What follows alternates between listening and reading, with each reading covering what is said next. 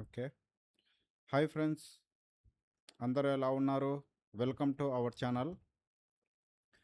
మనము economy series అనేది start చేసాము. లాస్ట్ క్లాస్ వచ్చేసి మనం ఏం చెప్పుకున్నామంటే ఫిస్కల్ పాలిసీ చెప్పుకున్నాము. ఫిస్కల్ పాలిసీలో అసలు ఫిస్కల్ పాలిసీ అంటే ఏమిటి? ఫిస్కల్ పాలిసీలో ఏమేమి కాంపోనెంట్స్ ఏమేమి ఉంటాయి? ఆహ్, రిసిప్ట్స్ అంటే ఏమిటి? ఎక్స్‌పెండిచర్ అంటే ఏమిటి? పబ్లిక్ డెప్త్ అంటే ఏమిటి? అంటే అప్పు. నెక్స్ట్ వచ్చేసి మనకు కంటింజెన్సీ ఫండ్ ఆఫ్ ఇండియా అంటే ఏమిటి? కన్సాలిడేటెడ్ ఫండ్ ఆఫ్ ఇండియా అంటే ఏమిటి? పబ్లిక్ అకౌంట్ అంటే ఏమిటి? అంటే ఈ విషయాలన్నీ మనం లాస్ట్ క్లాస్‌లో చూసాము. దాంతో పాటు డైరెక్ట్ టాక్సెస్ కూడా చూసాము. మనం ఈరోజు మాట్లాడుకునే టాపిక్ ఏందంటే ఇండైరెక్ట్ టాక్సెస్ గురించి మనం మాట్లాడుకోవాలి ఇప్పుడు. ఇప్పుడు ప్రెజెంట్ ఇండైరెక్ట్ టాక్స్‌లో నేను చెప్పబోయే టాపిక్స్ ఏందంటే, మనం ఇండైరెక్ట్ టాక్స్ చెప్పుకునే ముందు, మనము ఓల్డ్ టాక్స్ సిస్టమ్ ఎలా ఉంది అనేది వంటి విషయాలు మనం చూడాలి. ఒకవేళ మనం లాస్ట్ టైం డైరెక్ట్ టాక్స్ చెప్పాం గదా! డైరెక్ట్ టాక్స్‌లో ఏ టాక్సెస్ వస్తాయి? ఇన్‌కమ్ టాక్స్ అంటే ఏమిటి? ఇన్‌కమ్ టాక్స్ తర్వాత కార్పొరేట్ టాక్స్ అంటే ఏమిటి? నెక్స్ట్ వచ్చేసి క్యాపిటల్ గెయిన్ టాక్స్ అంటే ఏంటి? నెక్స్ట్ వచ్చేసి డైరెక్ట్ ట్యాక్స్ ఎవరి మీద ఇంపోజ్ అవుతుంది. నెక్స్ట్ వచ్చేసి ఇన్కమ్ ట్యాక్స్ యొక్క స్లాబ్స్ ఏ విధంగా ఉన్నాయి. నెక్స్ట్ వచ్చేసి డైరెక్ట్ ట్యాక్స్లో ఇంకా ఇతర మినిమం మ్యాట్ అనేటువంటి మినిమం ఆల్టర్నేటివ్ ట్యాక్స్ అనేటువంటిది కూడా చెప్పాను. ఎవరన్నా ట్యాక్స్ కట్టకపోతే వాళ్ళకు మినిమం ఆల్టర్నేటివ్ ట్యాక్స్ అన్నా పే చేయాల్సి వస్తుంది అనేటువంటి ఉద్దేశంతో చెప్పాను. తర్వాత బ్యాంకు రిలేటెడ్ కొన్ని చెప్పాను. కొన్ని ట్యాక్సెస్ రద్దు చేశారు. వెల్త్ ట్యాక్స్ లాంటివి, గిఫ్ట్ ట్యాక్స్ లాంటివి రద్దు చేశామనేటువంటి టాపిక్ గురించి చెప్పాను. ఎవరన్నా చూడకపోతే లాస్ట్ క్లాస్ చూడండి. అందులో డైరెక్ట్ ట్యాక్స్ అనేది మొత్తం క్లియర్‌గా చెప్పాను. ఇ ఇప్పుడు ఈరోజు వచ్చేసి ఇండైరెక్ట్ ట్యాక్స్ గురించి మాట్లాడుకుందాము. ఇండైరెక్ట్ ట్యాక్స్ చెప్పాలంటే ఫస్ట్ మనము ఇప్పుడు ప్రెజెంట్ ఇండైరెక్ట్ ట్యాక్స్ అనేటువంటి కాన్సెప్ట్‌ని మనం జీఎస్టీగా కన్వర్ట్ చేసేసారు మన గవర్నమెంట్. మనం జీఎస్టీ నేర్చుకోవడానికి ముందు మనము ఇండైరెక్ట్ ట్యాక్స్ అంటే ఏంటి? ఇండైరెక్ట్ ట్యాక్స్‌లో ఏమేమి ఉన్నాయి? సారీ, గొంతు కొంచెం బాలేదు. ఇండైరెక్ట్ ట్యాక్స్ అంటే ఏమిటి? ఇండైరెక్ట్ ట్యాక్స్‌లో ఏమేమి ఉన్నాయి అంటే విషయాలు మనం నేర్చుకోవాలి. ఇండైరెక్ట్ ట్యాక్స్ ఓల్డ్ సిస్టమ్ ఏ విధంగా ఉంది అనేది కూడా చూడాలి. ఓల్డ్ సిస్టమ్ గూడా ఏ విధంగా ఉంది ఇండైరెక్ట్ ట్యాక్స్‌లో, ఆ విషయాలు మనం చూడడం వల్ల మనకు జీఎస్టీ అనేది బాగా అర్థమవుతుంది. ఇన్ కేస్ ఓల్డ్ సిస్టమ్ గిన మనకు అర్థం కాలేదనుకో, ఇప్పుడు డైరెక్ట్ నేను జీఎస్టీ చెప్పొచ్చు. జీఎస్టీ అంటే జీఎస్టీ ఎప్పుడు ఇంప్లిమెంటేషన్ చేశారు? దాని యొక్క ఏ కమిటీ రికమెండేషన్ ఇచ్చింది స్టార్టింగ్‌లో? ప్రెజెంట్ ఏ అమెండ్మెంట్ ద్వారా వాళ్ళు ఇంట్రొడ్యూస్ చేశారు అని చెప్పుకుంటా పోయాననుకుంటే, అసలు ఏ ట్యాక్స్ ఈ జీఎస్టీలో కలిపారో ఆ ట్యాక్స్ ఇంతకుముందు ఏముంది? అసలు జీఎస్టీ ఏం చెప్తుంది? అనేటువంటి టాపిక్ తెలియకుండా డైరెక్ట్ జీఎస్టీ మాట్లాడామంటే అది మేబీ కరెక్ట్ కాకపోవచ్చు. నెక్స్ట్ అర్థం కాకపోవచ్చు. అందుకే ఫస్ట్ మనం ఏం చేస్తామంటే బ్రీఫ్‌గా అసలు ఓల్డ్ సిస్టమ్ ఎలా ఉంది ఇండైరెక్ట్ ట్యాక్స్‌లో. నెక్స్ట్ వచ్చేసి అందులో ఏ టాక్సెస్ ఉన్నాయి? జీఎస్టీగా మనం ఎన్ని మెర్జ్ చేసాము? అన్ని ఇండైరెక్ట్ టాక్సెస్ జీఎస్టీలోకొచ్చాయా? లేదంటే కొన్ని టాక్సెస్ మాత్రమే జీఎస్టీలోకొచ్చాయా? అనే విషయాలను మనం క్లియర్‌గా తెలుసుకుందాము. సరే ఫ్రెండ్స్, మనం ఇండైరెక్ట్ ట్యాక్స్ గురించి చెప్తున్నాం గదా! ఓకే. Indirect taxes. ఫ్రెండ్స్, ఇంకొకసారి నేను చెప్తున్నాను. ఈ బోర్డ్ అనేటువంటిది ఇది మామూలుగా ఇది రైటింగ్ ప్యాడ్ అంటారు. డిజిటల్ రైటింగ్ ప్యాడ్ అంటారు దీన్ని. ఇది వచ్చేసి నేను కొత్తగా కొన్నాను. అందుకే అంటే నేను ముందు చూసి చెప్తా ఉండాలి. బోర్డ్ మీద రాస్తా ఉండాలి. అంటే ఇక్కడ నేను చూడకుండా డైరెక్ట్ మీకెళ్ళి అటు సైడ్ చూసి చెప్పాలి. అంటే జస్ట్ ఏమంటారు? ఒక లైన్‌లో రాస్తా ఉండాలి.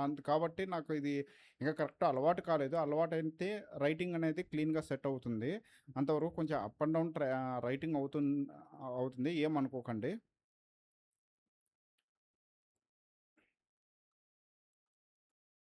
Indirect talks. ఓకే. సరే, రైటింగ్ ఇలా ఉందని ఏమనుకోకండి. ఎందుకంటే నాకు ఈ బోర్డ్ అనేది కొత్తది. రైటింగ్ బోర్డ్ అన్న గుర్తుందండి. జస్ట్ అలా అనాలి. కాబట్టి ఒకవేళ అలవాటయిపోతే మేబీ ఒక 1 మంత్‌లో అలా టైం పట్టిద్ది. అప్పుడు సెట్ అయిపోయిద్ది. ఓకే. ఇప్పుడు మనము ఇండైరెక్ట్ ట్యాక్స్ గురించి చెప్తున్నాం. సరే ఓల్డ్ సిస్టమ్‌లో ఇండైరెక్ట్ టాక్సెస్ అంటే ఇప్పుడు ప్రెజెంట్ ఈ ఇండైరెక్ట్ టాక్స్ అంటే మనకు జీఎస్టీనే. జీఎస్టీ. ఒక జీఎస్టీ ఒక్కటేనా వేరేవి లేదంటే ఉన్నాయి. కస్టమ్ డ్యూటీ ఉంది. కస్టమ్ డ్యూటీ కూడా జీఎస్టీ కిందకి రాలేదు. మన స్టేట్‌లో వచ్చేసి ఎక్సైజ్ డ్యూటీ ఉంది. అంటే మనం ఆల్కహాల్ మీద ట్యాక్స్ ఏస్తాం గదా! అది ఉంది. తర్వాత వెహికల్ ట్యాక్స్ ఉంది. అది కూడా జీఎస్టీలో ఇన్‌క్లూడ్ కాదు. అవన్నీ ఉన్నాయి. చెప్తాం అవన్నీ. బట్ ఈ ఓల్డ్ సిస్టమ్‌లో ఎలా ఉందో చూద్దాం ఫస్ట్. ఫస్ట్ గూడ్స్ గూడ్స్ మీద ఇండైరెక్ట్ ట్యాక్స్ ఎలా ఉంది? నెక్స్ట్ వచ్చేసి సర్వీస్ మీద సర్వీసెస్ మీద ఏ విధంగా ఉందో చూద్దాం. ఫస్ట్ మ్యానుఫ్యాక్చరింగ్ లెవెల్‌లో గూడ్స్ అన్నామనుకో, ఇక్కడ మనకు మ్యానుఫ్యాక్చరర్ వస్తది కదా! మ్యానుఫ్యాక్చరర్. నెక్స్ట్ వచ్చేసి రీటైలర్.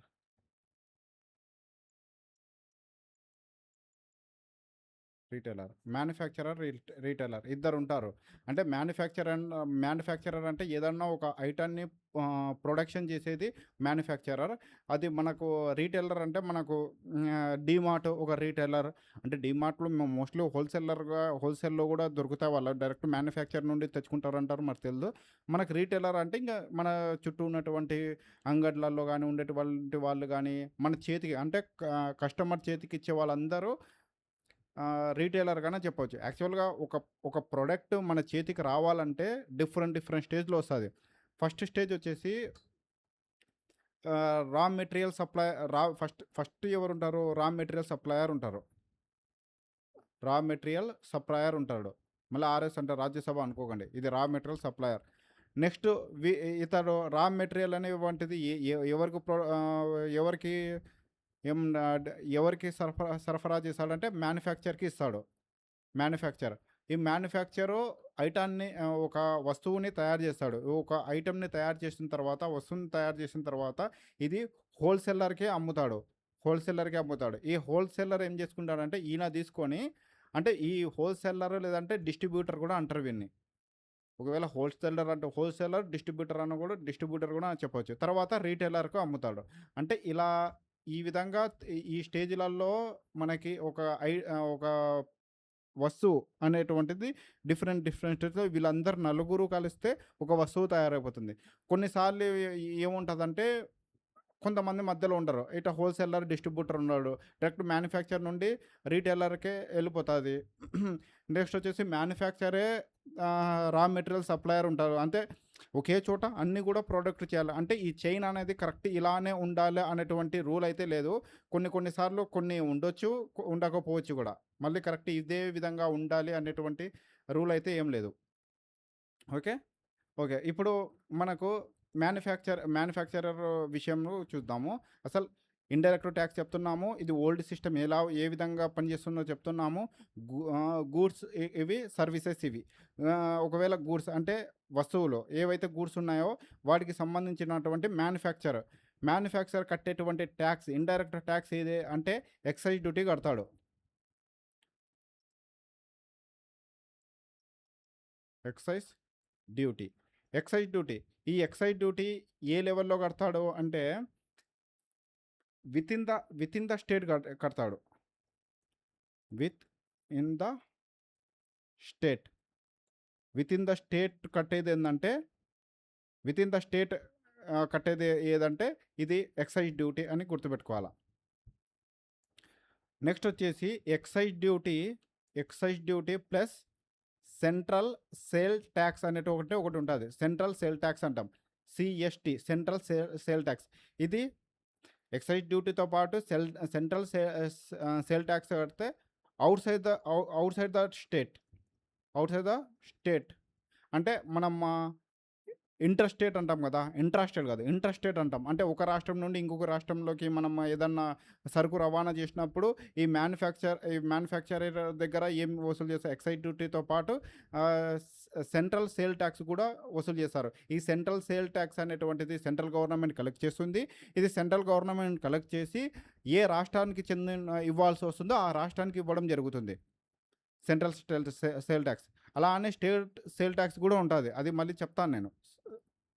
అంటే మళ్ళీ స్టేట్లు గూడా సేల్ టాక్స్ విధిస్తాయి. తర్వాత ఎక్సైజ్ ఎక్సైజ్ డ్యూటీతో పాటు కస్టమ్ డ్యూటీ గూడా విధిస్తారు. కస్టమ్ డ్యూటీ గూడా విధిస్తారు. ఇక ఎక్సైజ్ డ్యూటీతో పాటు కస్టమ్ డ్యూటీ ఏది out side the country.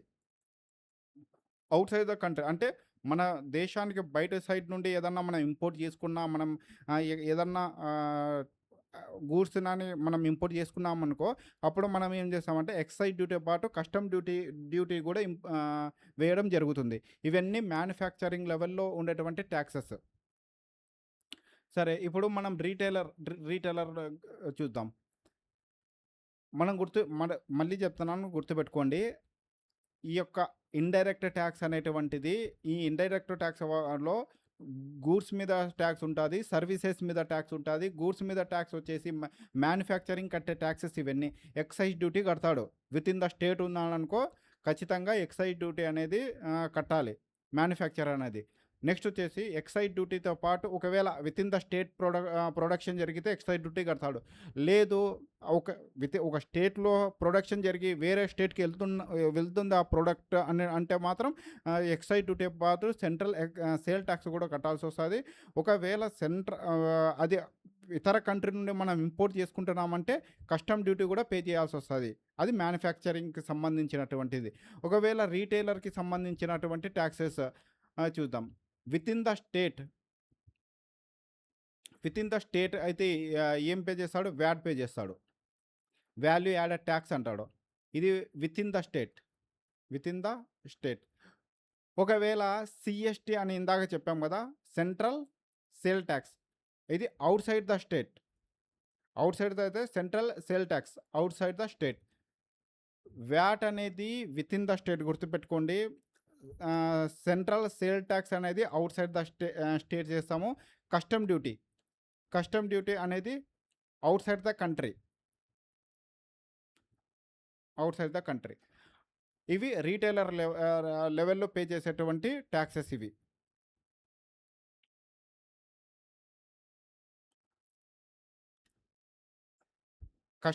VAT అనేది పే చేస్తాడు. నెక్స్ట్ వచ్చేసి సెంట్రల్ సేల్ ట్యాక్స్ అనేది పే చేస్తాడు. తర్వాత కస్టమ్ డ్యూటీ అనేది పే చేస్తారు రీటైలర్ లెవెల్. ఒకవేళ రీటైలర్ డైరెక్ట్ తీసుకుంటే గినక ఇప్పుడు ఎలా అంటే కస్టమ్ డ్యూటీ కూడా ఏ విధంగా డైరెక్ట్ అక్కడ నుండి ప్రొడక్షన్ అతడే రీటైలర్ ఉండే అతనికి షాప్ ఉంది, అట్లనే తీసుకుంటే డైరెక్ట్ అతడు డైరెక్ట్ కట్టేస్తాడు. కస్టమ్ డ్యూటీ అతనే కట్టుకుంటాడు. అలా నేను చెప్పేది. ఇవన్నీ వ్యాట్ అనేది వీటి గురించి మనం చెప్తాము. విత్ ఇన్ ద స్టేట్ ఏ విధంగా ఉంటుంది, అవుట్ సైడ్ ద స్టేట్ ఏ విధంగా ఉంటుంది. ఇది ఓల్డ్ సిస్టమ్. ప్రజెంట్ ఇది ఉందా అంటే ఇది ప్రజెంట్ ఇప్పుడు ఇవన్నీ కూడా దాదాపు అన్ని ట్యాక్సెస్ చాలా వరకు మనకు జిఎస్టీలో మెర్జ్ అయిపోయినాయి. అవి మెర్జ్ అయినటువంటి ట్యాక్సెస్ గురించి మనం చూద్దాము. ఇన్కేస్ సర్వీసెస్ ఉందనుకో, సర్వీసెస్లో అన్ని దాంట్లోకి సర్వీస్ ట్యాక్సే. మనకి ఇంకా ఏం లేదు, సర్వీస్ ట్యాక్సే. ఎస్టీ అంటే సైన్స్ అండ్ టెక్నాలజీ అని కాదు, సర్వీస్ ట్యాక్స్ అని అర్థం. మీరు విత్ ఇన్ ద స్టేట్ చూసుకో, service tax with in the state కట్టాలి. నెక్స్ట్ వచ్చేసి అవుట్ సైడ్ ద స్టేట్ చూసుకో, service tax outside the state కట్టాలి. తర్వాత మేము ఏదన్నా అదర్ కంట్రీ నుంచి మనం ఇంపోర్ట్ చేసుకున్నా మనం కట్టాల్సింది ఏంటంటే సర్వీస్ ట్యాక్సే కట్టాలి. ఇది సర్వీస్ ట్యాక్స్ రిలేటెడ్ సంబంధించినటువంటి ఇండైరెక్ట్ ట్యాక్స్ గూడ్స్ మీద, సర్వీస్ మీద. ఓకే. ఇప్పుడు ఒక చిన్న క్లారిటీ ఇస్తాను. దాని తర్వాత మనకు అర్థమవుతుంది. ఇప్పుడు సెంట్రల్ గవర్నమెంట్ ఉంది, స్టేట్ గవర్నమెంట్ ఉంది.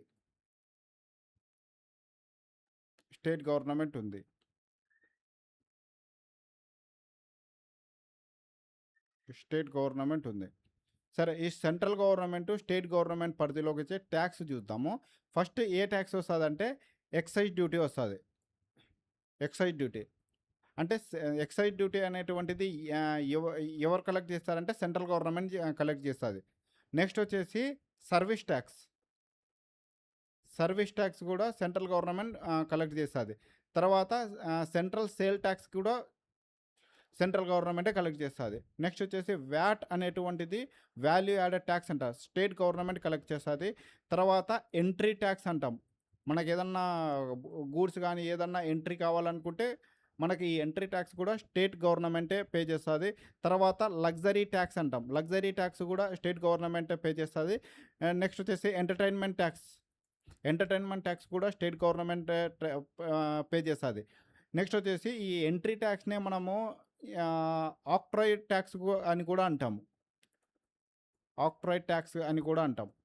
ఈ అంటే ఇది కూడా అంతే, స్టేట్ గవర్నమెంటే ఏదన్నా మనకు ఇతర రాష్ట్రాల నుండి మనకు మన రాష్ట్రంలోకి సరఫరా వచ్చి ఏదన్నా రవాణా వచ్చిందనుకో, ప్రోడక్ట్ సరఫరా అయిందంటే అప్పుడు ఎంట్రీ ట్యాక్స్ అని, ఆక్ట్రాయిడ్ ట్యాక్స్ అని, ఇలా ఎంటర్టైన్మెంట్ ట్యాక్స్ అంటే మళ్ళా అంటే మూవీల మీద వేసేది ఎంటర్టైన్మెంట్ ట్యాక్స్, ఇది ఆక్ట్రాయిడ్ అనేది గూడ్స్ మీద వేసేది.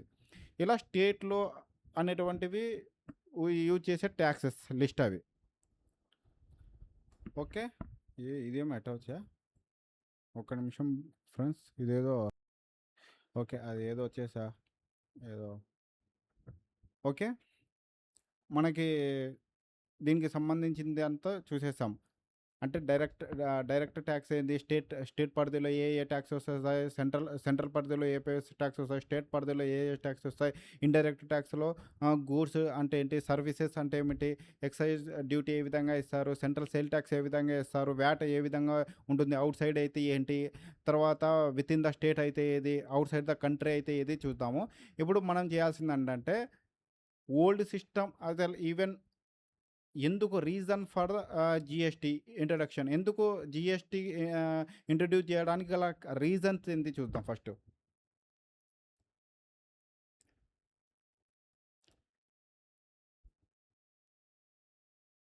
రీజన్ ఫర్ జిఎస్టీ ఇంట్రొడక్షన్, అసలు ఏంటి రీజన్స్ ఏంటి?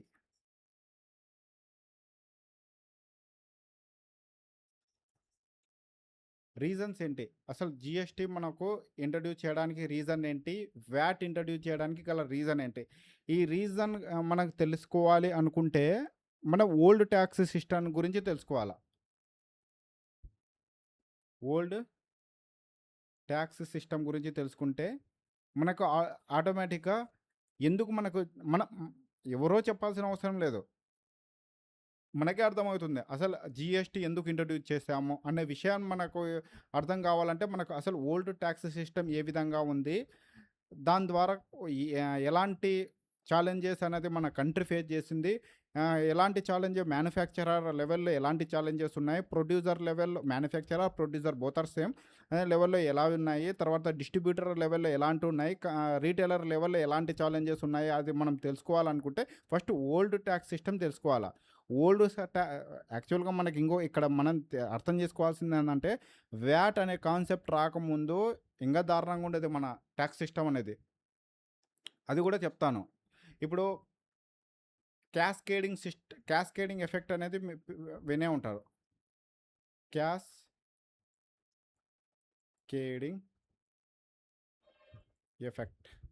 క్యాస్కేడింగ్ ఎఫెక్ట్ అనేటువంటిది ఒక వర్డ్ ఉంది ఇక్కడ.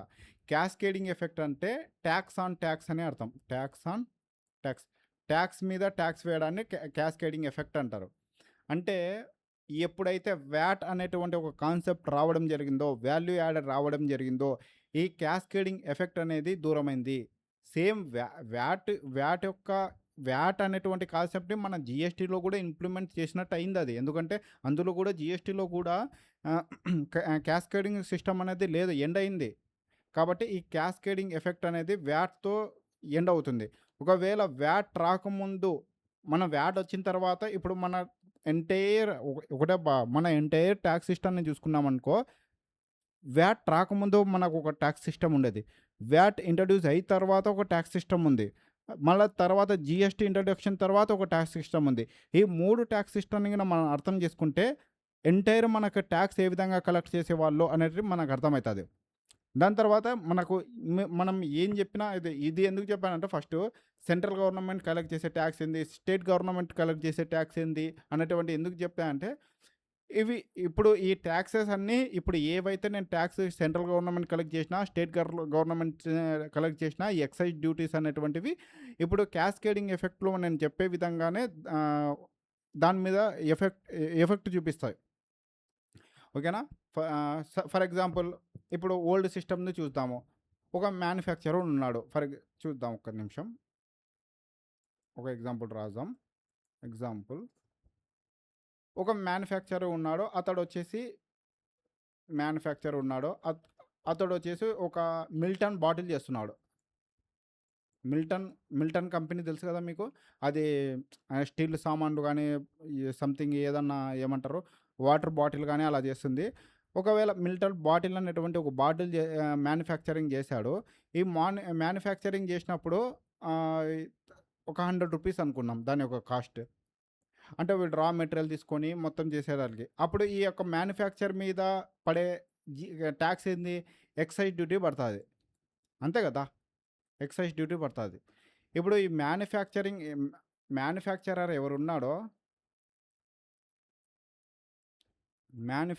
ఎవరున్నాడో వీడు మిల్టన్ కంపెనీకి సంబంధించే మ్యానుఫ్యాక్చరర్. రూ. 100తో ఒక బాటిల్ తయారు చేశాడు. దీని మీద ఎంత టాక్స్ పడిందంటే 10% టాక్స్ పడింది. అప్పుడు కాస్ట్ ఆఫ్ దీని యొక్క కాస్ట్ ఎంత అయితది? రూ. 110 అయితది. అంటే అంతే కదా! రూ. 100 మీద 10% అంటే రూ. 10 అంటే రూ. 110 వీడు ఏం చేస్తాడు? మ్యానుఫ్యాక్చరర్ హోల్‌సేలర్‌కి అమ్ముతాడు. లేదంటే రీటైలర్‌కి హోల్‌సేలర్‌కి అమ్ముతాడు.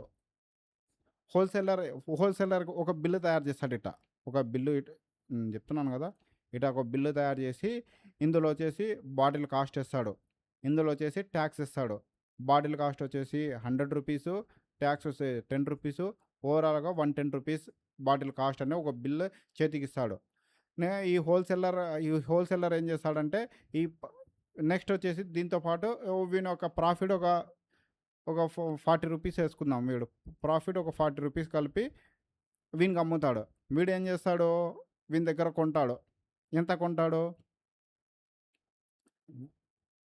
110 + 40 150 కొంటాడు. ఇది ఓల్డ్ సిస్టమ్ చెప్తున్నాను. 150 కొనేస్తాడు. ఈ 150 ఎవరు 150కి తీసుకుంటాడు. 150కి తీసుకొని ఇక్కడ నుండి ఎవరికి అమ్మాలి వీడు? ఒకవేళ సరే కన్జ్యూమర్‌కి డైరెక్ట్ మధ్యలో ఎవరు లేరు. ఇది డీమార్ట్ అనుకుందాము. డీమార్ట్ మ్యానుఫ్యాక్చర్ నుండి తీసుకొచ్చింది ఇక్కడికి. వీడు ఈ డీమార్ట్ వాడు ఏం చేస్తాడంటే మనం వెళ్తాం కన్జ్యూమర్స్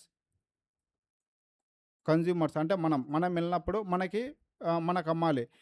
అంటే ఓల్డ్ సిస్టమ్ చెప్తున్నాను ఇది. ఇప్పుడు స్టేట్ జీఎస్టీలు, సెంట్రల్ జీఎస్టీలు ఏముండవు. డైరెక్ట్ చెప్తున్నాను. మళ్ళా దీని మీద వ్యాట్ లేదు. వ్యాట్ రాకముందు సేల్ టాక్స్ అనేది గవర్నమెంట్ కలెక్ట్ చేసేది.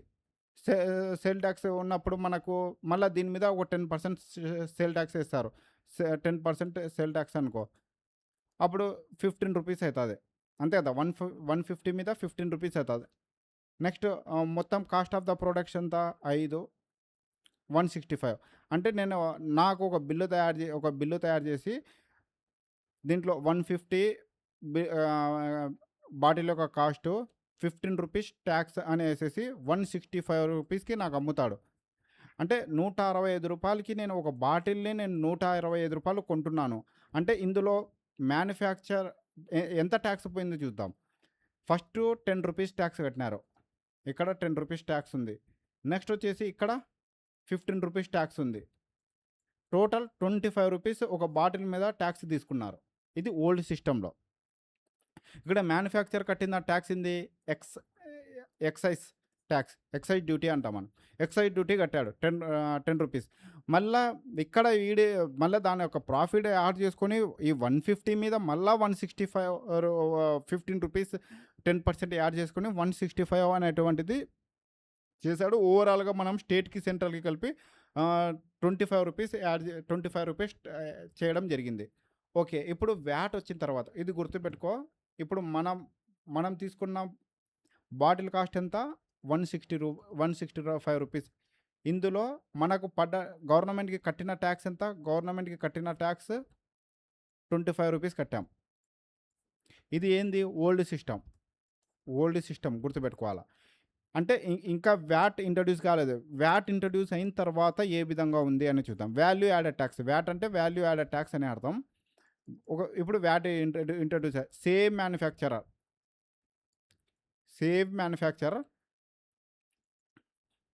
ఈయన మ్యానుఫ్యాక్చరర్ ఏం చేసినాడు? సేమ్ అదే రూ. 100 బాటిల్ మీద 10% ట్యాక్స్ కట్టినాడు. ఏం ట్యాక్స్ ఇది? ఎక్సైజ్ డ్యూటీ కట్టినాడు అనుకున్నాం. అప్పుడు ఈ కాస్ట్ ఆఫ్ ద బాటిల్ ఎంత అవుతుంది? రూ. 110 అవుతుంది. అంతే కదా, రూ. 10 ఇక్కడ రూ. 110.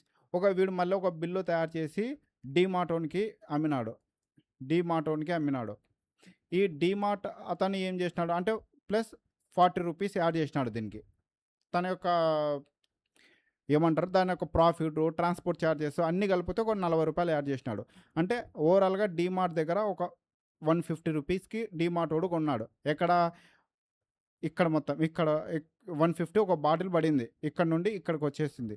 నెక్స్ట్ వచ్చేసి ఈ డీమార్ట్ వాడు కూడా 10% ట్యాక్స్ కట్టాలి దీని మీద. ఏది? సేల్ ట్యాక్స్ కడతాడు 10%. 10% అనేది 150 మీద కట్టాడు. ఎందుకంటే ఆల్రెడీ ఇతడు 110 ఇక్కడ 100 ఉందా? ఇక్కడ 100 మీద ట్యాక్స్ కట్టాడు. ఎంత? రూ. 10. జస్ట్ ఈ 40 ఏదైతే వాల్యూ యాడ్ చేస్తారో జస్ట్ ఆ 40 మీదనే 110 మీద కట్టాడు. జస్ట్ 40 మీదనే కడతాడు. అంటే 110 + 40 వాడు యాడ్ చేసిన అమౌంట్ ఉంది కదా, దీని మీద 10% కడతాడు. దీని మీద 10% అంటే రూ. 4. అంతే కదా, రూ. 4 కడతాడు. అంటే ఇప్పుడు ఇక్కడ మనకు అర్థం చేసుకోవాల్సింది ఏంటంటే, ఇప్పుడు నాకు బాటిల్ ఎంతకు అమ్ముతాడో రూ. 154కి నాకు బాటిల్ వచ్చేస్తుంది. అంతే. ఇప్పుడు 10% అని అంటే 10% 150 మీద అయ్యాడు. జస్ట్ 40 మీద 10%. ఎందుకు? వ్యాట్ అనేది ఇంప్లిమెంటేషన్ అయింది ఇక్కడ. 2005లో స్టేట్ వైజ్ ఇంప్లిమెంటేషన్ అయింది. ఇది గుర్తుపెట్టుకోవాలా. వ్యాట్ ఇంప్లిమెంటేషన్ కావడం చేత ఇంతకుముందు 165 బాటిల్ కాస్ట్ ఉండేది. ఇక్కడ గుర్తుపెట్టుకోవాలి. 165 ఉండే బాటిల్ కాస్ట్ 154 అయిపోయింది. అంతే కదా ఇక్కడ. అంటే ఈ యొక్క దీనికి ఇంత 154కి తగ్గడం అంటే ఇప్పుడు ట్యాక్స్ కూడా చూద్దాం. ఇక్కడ జస్ట్ రూ. 10 ట్యాక్స్ ఇక్కడ కట్టాడు. ఇక్కడ రూ. 4 కట్టాడు. అంటే జస్ట్ ఎంత కట్టాడు? రూ. 14 ట్యాక్స్ మాత్రమే కట్టాడు. ఇంతకుముందే ఎంత కట్టాడు? రూ. 25 కట్టాడు ట్యాక్స్. అంటే దాదాపు రూ. 11 లెస్ చేసినాడు కదా. అందుకే ఈ రూ. 11 ఇక్కడ మనకు తగ్గినట్టు కనిపిస్తుంది. అంటే ఈ రూ. 11 అనేది మనకు ఎవరైతే కన్జ్యూమర్స్ ఉన్నారో మనకు సేవ్ అయింది. అంటే గవర్నమెంట్కి లాస్ కదా అనొచ్చు మీరు. అంటే గవర్నమెంట్కి లాస్ ఏం కాదు. ఇప్పుడు ఎలా అంటే, ఇప్పుడు ప్రొడక్ట్ యొక్క కాస్ట్ తగ్గిందనుకో చాలామంది కొంటారు అది. ఇప్పుడు కాస్ట్ పెరిగితే ఎవరు అంత కాస్ట్ పెట్టి ఎవరు కొంటారు? అంటే ట్యాక్స్ రేట్ తగ్గించడం వల్ల గవర్నమెంట్కు తాత్కాలికంగా ఏదన్నా నష్టం రావచ్చు, కానీ ఇన్ ఫ్యూచర్లో సేల్స్ పెరుగుతాయి. దాని యొక్క కస్టమర్స్ పెరుగుతారు. వాళ్ళు చాలామంది ఎక్కువ మంది వచ్చి కొనే ఛాన్సెస్ ఉంటుంది. కాబట్టి వ్యాట్ అనే కాన్సెప్ట్ తీసుకురావడం వల్ల మనకి ఈ వ్యాట్ అనే కాన్సెప్ట్ వల్ల మనకి ఈ విధంగా ట్యాక్స్ తగ్గింది. ఈ రూ. 40 అనేది వాల్యూ యాడెడ్. ఈ జస్ట్ వాల్యూ ఏదైతే మ్యానుఫ్యాక్చర్ నుండి డీమార్ట్ అంటే హోల్సేలర్ అనుకుందాం, డీమార్ట్ వచ్చిందో రూ. 40 మాత్రమే యాడ్ అయింది. ఈ రూ. 40 మీద మాత్రమే రూ. 4 ట్యాక్స్ పడింది. అంతేగాని టోటల్ 150 మీద పడలేదు. ఇంతకుముందు 150 మీద పడింది. 150 మీద పడింది కాబట్టి మనం 15 కట్టాము. ఇక్కడ రూ. 40 మీద పడుతుంది కాబట్టి రూ. 4 మాత్రమే ట్యాక్స్ రూపంలో కడుతున్నాం మనము. ఇది వ్యాట్ రాకముందు, వ్యాట్ వచ్చిన తర్వాత ఉన్నటువంటి కండిషన్ ఇవి. అర్థమైంది అనుకుంటాను. ఇప్పుడు ఎందుకంటే ఇది ఓల్డ్ ట్యాక్స్ సిస్టంలో క్యాస్కేడింగ్ అంటే ట్యాక్స్ అంటాం. అందుకే ట్యాక్స్ ఇక్కడ మనకు ట్యాక్స్ ఉందా? ఇక్కడ చూడండి మీరు. ఇక్కడ ట్యాక్స్ పడింది. నెక్స్ట్ వచ్చేసి రూ. 10 ట్యాక్స్ 110. మళ్ళీ ఇక్కడ 110 ప్లస్ ఇందులో 150లో 110 ఉంది. మనం బాగా గమనిస్తే ఇక్కడ ఒక నిమిషం, ఈ 150లో అనేది ఈ 110 ఈ 150లో ఉంది. అంటే ఈడ ట్యాక్స్ పడింది కాబట్టి ట్యాక్స్ ఆన్ ట్యాక్స్ దీనిని రద్దు చేయడానికే క్యాస్కేడింగ్ ఎఫెక్ట్. ట్యాక్స్ పడుతుంది కాబట్టే మన వ్యాట్ అనేటువంటి ఒక కాన్సెప్ట్ ఈ క్యాస్కేడింగ్ ఎఫెక్ట్‌ని ఎండ్ చేయడానికి అంటే ట్యాక్స్‌ని ఎండ్ చేయడానికే వ్యాట్ అనేటువంటి కాన్సెప్ట్ తెచ్చాము. ఇక్కడ అంతే గదా! వ్యాట్ ఈ ఈ యొక్క వ్యాట్ కాన్సెప్ట్ ఇక్కడ 110 మీద పడింది. జస్ట్ ఈ రూ. 40 మీదనే గదా మనం ట్యాక్స్ ఏసింది. మొత్తం ఓవరాల్ అమౌంట్ మీద ట్యాక్స్ ఏయలేదు గదా! అదే వ్యాట్ అంటే కాన్సెప్ట్. అది మనం గుర్తుపెట్టుకోవాల్సిందేందంటే వ్యాట్ అనేటువంటిది ఏం చేశారంటే వితిన్ ద స్టేట్ విధిస్తారు. ఇది ఒక్కటి గుర్తుపెట్టుకోండి. అంటే ఇప్పుడు వ్యాట్ కాన్సెప్ట్ ఉందా అంటే పూర్తిగా తీసేయలేదు. వ్యాట్ కాన్సెప్ట్ మ్యానుఫ్యాక్చరింగ్ గుడ్స్ మీద మాక్సిమం తీసేశారు. ఇప్పుడు ఆల్కహాల్ ఉంది. ఆల్కహాల్ ప్రొడక్షన్ మీద వ్యాట్ పడదు. ఇన్ కేస్ ఎక్సైజ్ డ్యూటీ పడుతుంది. ఆల్కహాల్ ఎంత ప్రొడక్షన్ ఉంది అని. ఇన్ కేస్ వాళ్ళు ఇప్పుడు ఆల్కహాల్ ప్రొడక్షన్ అనేటువంటిది మనకి ఇప్పుడు మన బెల్ట్ షాప్స్ ఉంటాయి గదా! ఆ బెల్ట్ షాప్ దగ్గరకొచ్చినప్పుడు అక్కడ వాళ్ళైతే ఏదైతే వాల్యూ యాడ్ చేసి ఉంటారో ఇప్పుడు ఈచ్ బాటిల్ వచ్చేసి రూ. 100 ఉందనుకో, వాళ్ళు ఏదో ఒకటి రూ. 50 యాడ్ చేసి ఉంటారు. అంటే రూ. 100 మీద దాదాపు ఒక 40% ఉందో ఎంత ఉందో మరి ట్యాక్స్ నాకు తెలిసినందుకు 40 ఉందో 50 ఉందో లేదంటే 80 పెట్టారో అలాగా ఒకవేళ 50 అనుకుందాం. 50 పెట్టారనుకుంటే అక్కడ నుండి రూ. 100 బాటిల్ వచ్చేసి ఎక్సైజ్ డ్యూటీ రూ. 100 ప్రొడక్షన్ జరిగితే అక్కడ రూ. 50 తీసేసుకుంటారు ఆల్రెడీ. మళ్ళీ అక్కడ నుండి మనకు బెల్ట్ షాప్ దగ్గరకు వస్తుంది కదా, వచ్చినప్పుడు వాళ్ళు ట్రాన్స్పోర్ట్ ఛార్జెస్ అని అవన్నీ ఇవన్నీ అన్ని ప్రాఫిట్ మొత్తం వాళ్ళ ప్రాఫిట్ కలుపుకొని మొత్తం యాడ్ చేసుకోవాలి కదా. అందులో మళ్ళీ ఒక రూ. 50 యాడ్ చేసినప్పుడు అది రూ. 200 అవుతుంది. ఆ రూ. 50 మీద మళ్ళీ గవర్నమెంట్ ఏం చేస్తుంది అంటే వ్యాట్ విధిస్తుంది. అంటే ఆల్రెడీ 100 మీద రూ. 100 మీద రూ. 50 50% ట్యాక్స్ వేసి 150 చేసింది. మళ్ళా ఇక్కడికి వచ్చిన తర్వాత మళ్ళా తను ఒక రూ. 50 పెంచి 200 చేసినాడు కదా. 200లో ఎప్పుడైతే రూ. 50 ఉందో మళ్ళీ రూ. 50 మీద వ్యాట్ అనేటువంటిది ఒక 10% 5% ఎంత ఉందో అంత పెడితే మళ్ళీ ఒక రూ. 5 రూ. 10 దాంట్లో నుండి కూడా తీసుకుంటుంది. అంటే వ్యాట్ అనేటువంటి కాన్సెప్ట్ అనేది ప్రజెంట్ పూర్తిగా వెళ్ళలేదు. కొన్ని పెట్రోలియం ప్రోడక్ట్ మీద ఉంది. నెక్స్ట్ వచ్చేసి ఈ యొక్క మనకు ఆల్కహాల్ మీద కూడా వ్యాట్ అనేటువంటి కాన్సెప్ట్ ఉంది. ఇది వ్యాట్కి సంబంధించినటువంటి అంశాలు.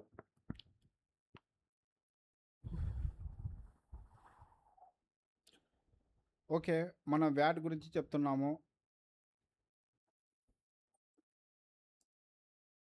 వ్యాట్ అన్నాము. వ్యాట్ అనేటువంటి కాన్సెప్ట్ వచ్చేసి 1954లో స్టార్ట్ అయింది. ఎక్కడ అంటే ఫ్రాన్స్లో స్టార్ట్ అయింది. వ్యాట్ అనేది మొట్టమొదటిసారిగా ఫ్రాన్స్లో 1954లో స్టార్ట్ చేశారు. దాని తర్వాత మన స్టేట్ వైజ్ వచ్చేసి 2005లో ఇంప్లిమెంట్ చేసేసారు. ఇందులో వ్యాట్లో మనకు మోడ్ వ్యాట్ అంటాం, మోడిఫైడ్ వ్యాట్ అంటాము, తర్వాత సెన్ వ్యాట్ అంటాము. అంటే చూస్తాం అవన్నీ కూడా అవన్నీ చూస్తాము. దానికంటే ముందు మనం ఏం చేయాలంటే input tax credit, output tax credit అనేటువంటివి 2 చూద్దాం. Input tax credit, output tax liabilities.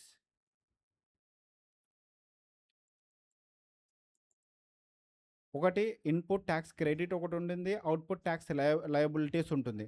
అంటే ఇవి కొంచెం కాంప్లికేట్గా ఉంటాయి, కొంచెం అర్థం చేసుకుంటే కనుక ఈజీగానే ఉంటాయి. ఇవి ఎందుకంటే ఇన్పుట్ ట్యాక్స్ క్రెడిట్ అనేది ఇది మనకు జిఎస్టీలో కూడా చాలా ఇంపార్టెంట్. ఇది జస్ట్ ఇన్పుట్ ట్యాక్స్ క్రెడిట్ అంటే మనం చెప్పాలనుకుంటే ఏదైతే మనకు గవర్నమెంట్ నుండి రావాల్సిన ట్యాక్స్ ఉంటుందో దాన్ని ఇన్పుట్ ట్యాక్స్ క్రెడిట్ అంటాం. అంటే ఒక డౌట్ రావచ్చు, గవర్నమెంట్ మనకెందుకు ట్యాక్స్ ఇస్తుంది, మనకెందుకు కడుతుంది ట్యాక్స్ అనే డౌట్ రావచ్చు మీకు, సహజమే. అవుట్పుట్ ట్యాక్స్ క్రెడిట్ అంటే మనం ఏదైతే సెల్లర్ కానీ మ్యానుఫ్యాక్చరర్ డిస్ట్రిబ్యూటర్ కానీ రిటైలర్ కానీ తన వద్ద నుండి గవర్నమెంట్కి కట్టే దాన్ని అవుట్పుట్ ట్యాక్స్ లయబిలిటీ అంటే తన యొక్క అప్పు. అంటే అది ఎవరికి కట్టాలి అంటే గవర్నమెంట్కి కట్టాలి. ఈ 2 విషయాలను గుర్తుపెట్టుకోండి. సరే, గవర్నమెంట్ మనకెందుకు కడతాది అనొచ్చు. మన ఇక్కడ కొంచెం జీఎస్టీ అనేది కొంచెం చెప్తాను. తర్వాత జీఎస్టీ చెప్తాను. ఇప్పుడు సేమ్ ఒక బాటిల్ అన్నాము. ఒక మ్యానుఫ్యాక్చరర్ ఒక బాటిల్ తయారు చేసినాడు. బాటిల్ తయారు చేసినప్పుడు దీని మీద 10% ట్యాక్స్ వచ్చేసి 10% ట్యాక్స్ 10% అంటే 110 రూపీస్ అయింది బాటిల్ యొక్క కాస్ట్. నెక్స్ట్ ఈ మ్యానుఫ్యాక్చర్ ఏం చేసినాడంటే 40 రూపీస్ యాడ్ చేసి వీనికి 150 రూపీస్కి అమ్మినాడు. 100 సారీ ఏంది తుప్పుకోపోకుండా ఉంది ఇది. 100 రూపీస్ 10% ట్యాక్స్ అన్నాను. 110 రూపీస్ అన్నాను. 110 రూపీస్ అయింది. ఇతను ఏం చేసినాడంటే 40 రూపీస్ యాడ్ చేసినాడు. 40 రూపీస్ యాడ్ చేసి 140కి అమ్మినాడు. 140కి అమ్మేసినాడు. 140కి అమ్మినప్పుడు దీని మీద కూడా ట్యాక్స్ కూడా వేస్తాడు. ఇతడే వేస్తాడు. ఏమంటాడు? 10% ట్యాక్స్ కట్టాలి నాయనా నువ్వు అంటాడు. 10% ట్యాక్స్ అంటే ఓవరాల్‌గా మొత్తం మీద 14 రూపీస్ పడతది మనకి ట్యాక్స్. అంతే కదా! 14 రూపీస్ పడతది. అంటే వీడు మొత్తం కలిసి 154కి ఇచ్చేస్తాడు. ఇప్పుడు ఈ 14 రూపీస్ అనేటువంటిది వీని దగ్గర ఇది ఈయన ఎవరు? మ్యానుఫ్యాక్చరర్ అనుకుందాం. ఇతను ఎవరు? డీమార్టోడు అనుకున్నాం. డీమార్ట్ దగ్గర రూ. 14 తీసేసుకుంటాడు. రూ. 14 ఒక బిల్ తయారు చేస్తాడబ్బా! ఏం లేదు. ఒక బిల్ ఉంటదా? బిల్ చేసేసి బాటిల్ కాస్ట్ ఎంత అంటే 100 రూపీస్. నెక్స్ట్ వచ్చేసి దీని యొక్క జీఎస్టీ అంటాడు. అంటే స్టేట్ జీఎస్టీ, సెంట్రల్ జీఎస్టీ 2 కలిపి చెప్తున్నాను. 5 రూపీస్ అంటే 10 రూపీస్ అని అనుకోండి జస్ట్ అలా. 14 రూపీస్ 5 రూపీస్ అలా 14 సారీ బిల్ తయారు చేసేటప్పుడు ఏమన్నా నేను ఇది కూడా ఇది 40 రూపీస్ యాడ్ చేశాడు కదా! అంటే ట్రాన్స్‌పోర్ట్ బిల్ బాటిల్ కాస్ట్ వచ్చేసి 140 కదా! ఎందుకంటే 100 రూపీస్ ఒకటే కాదు. ఈ 100 రూపీస్‌ది 40 రూపీస్ తాను యాడ్ చేసినటువంటి అమౌంట్ అంటే ట్రాన్స్‌పోర్ట్ చార్జెస్, తన ప్రాఫిట్, కాస్ట్, మ్యానుఫ్యాక్చరింగ్ కాస్ట్ అంటే అయిపోతుందా? కాదు కదా! కాబట్టి ఈ 100 రూపీస్‌కి 40 రూపీస్ యాడ్ చేసి 140 కట్టేసినాడు. అంటే ఇప్పుడు బాటిల్ యొక్క కాస్ట్ వచ్చేసి 140 రూపీస్ అయింది. ఈ 140 రూపీస్‌కి వాడు జీఎస్టీ కలిపేసినాడు. కలిపేసి ఈ జీఎస్టీ అనేది 10% అంటే 14 రూపీస్ అన్నాడు. టోటల్ యొక్క ఇది బిల్ అనుకుందాం. ఇది ఇన్వాయిస్ ఆర్ బిల్ అనుకుంటాం. ఇప్పుడు టోటల్ కాస్ట్ ఎన్ని అన్నాడు? 154 అన్నాడు. అంటే ఈ డీమార్ట్ దగ్గర నుండి 154 రూపీస్ ఈ మ్యానుఫ్యాక్చరింగ్ కలెక్ట్ చేస్తాడు వీడు మ్యానుఫ్యాక్చరర్. ఇప్పుడు ట్యాక్స్ రూపంలో వీనికి ఎంత వచ్చింది? 14 రూపీస్ ఇక్కడ కలెక్ట్ చేసినాడు. అంతే కదా! వీడు ఆల్రెడీ మ్యానుఫ్యాక్చరర్ రూ. 10 ట్యాక్స్ గవర్నమెంట్‌కు కట్టినాడు. అంటే ఎప్పుడు మ్యానుఫ్యాక్చరింగ్ చేసేటప్పుడే ఎక్సైజ్ డ్యూటీ చెప్పాను కదా! ఎక్సైజ్ డ్యూటీ రూపంలో రా మెటీరియల్ మీద కానీ ఎక్సైజ్ డ్యూటీ రూపంలో గవర్నమెంట్‌కి కట్టాడు. తర్వాత వీని దగ్గర నుండి రూ. 14 వసూలు చేసుకున్నాడు.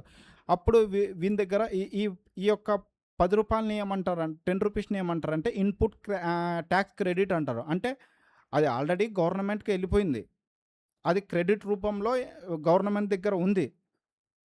ఇది ఏమవుతుందంటే అవుట్పుట్ ట్యాక్స్ లయబిలిటీ. ఇందులో అవుట్పుట్ ట్యాక్స్ లయబిలిటీ ఉంది. అంటే రూ. 14 తీసుకొని ఇందులో రూ. 14 - 10 అనుకో, ఇది కూడా 4 రూపీస్. అంటే ఈ 10 రూపీస్ అనేది గవర్నమెంట్ దగ్గర ఆల్రెడీ ఉంది. చెప్పాను కదా! ఈ 10 రూపీసే ఈ 10 రూపీస్ అంటే ట్యాక్స్ ఇన్పుట్ ట్యాక్స్ క్రెడిట్ రూపంలో గవర్నమెంట్ దగ్గర ఉంది. జస్ట్ ఈ యొక్క 4 రూపీస్ అనేది అవుట్పుట్ ట్యాక్స్ లయబిలిటీ అంటారు. ఇదొక్కటి అప్పుగా ఉంది ఇంకా. అంటే ఇదొక్కటి ఇంకా గవర్నమెంట్‌కి చెల్లించాలి. ఇది చెల్లించాల్సిన అవసరం లేదు. ఎందుకంటే ఆల్రెడీ 10 రూపీస్ అనేది ఇన్పుట్ ట్యాక్స్ క్రెడిట్ రూపంలో జమ అయి ఉంది గవర్నమెంట్ దగ్గర. కాబట్టి ఇది చెల్లించాల్సిన అవసరం లేదు. జస్ట్ ఈ 4 రూపీస్ మాత్రమే అవుట్పుట్ ట్యాక్స్ లయబిలిటీ అంటారు దీన్ని. అంటే అప్పు ఇంకా ఇవ్వాలి. వీని దగ్గర అమ్మేసినాడు కదా! వీని దగ్గర రూ. 14 కలెక్ట్ చేసినాడు. ఈ 4 రూపీస్ అనేది ఇవ్వాలి.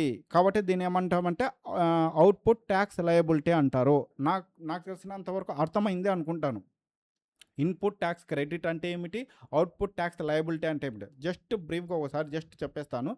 ఇంకోసారి ఎవరికన్నా అర్థం కాని వాళ్ళకి ఏం లేదబ్బా! మ్యానుఫ్యాక్చరర్ ఉంటాడు. డీమార్ట్ ఉంది ఇక్కడ. మ్యానుఫ్యాక్చరింగ్ ఏం చేస్తాడు?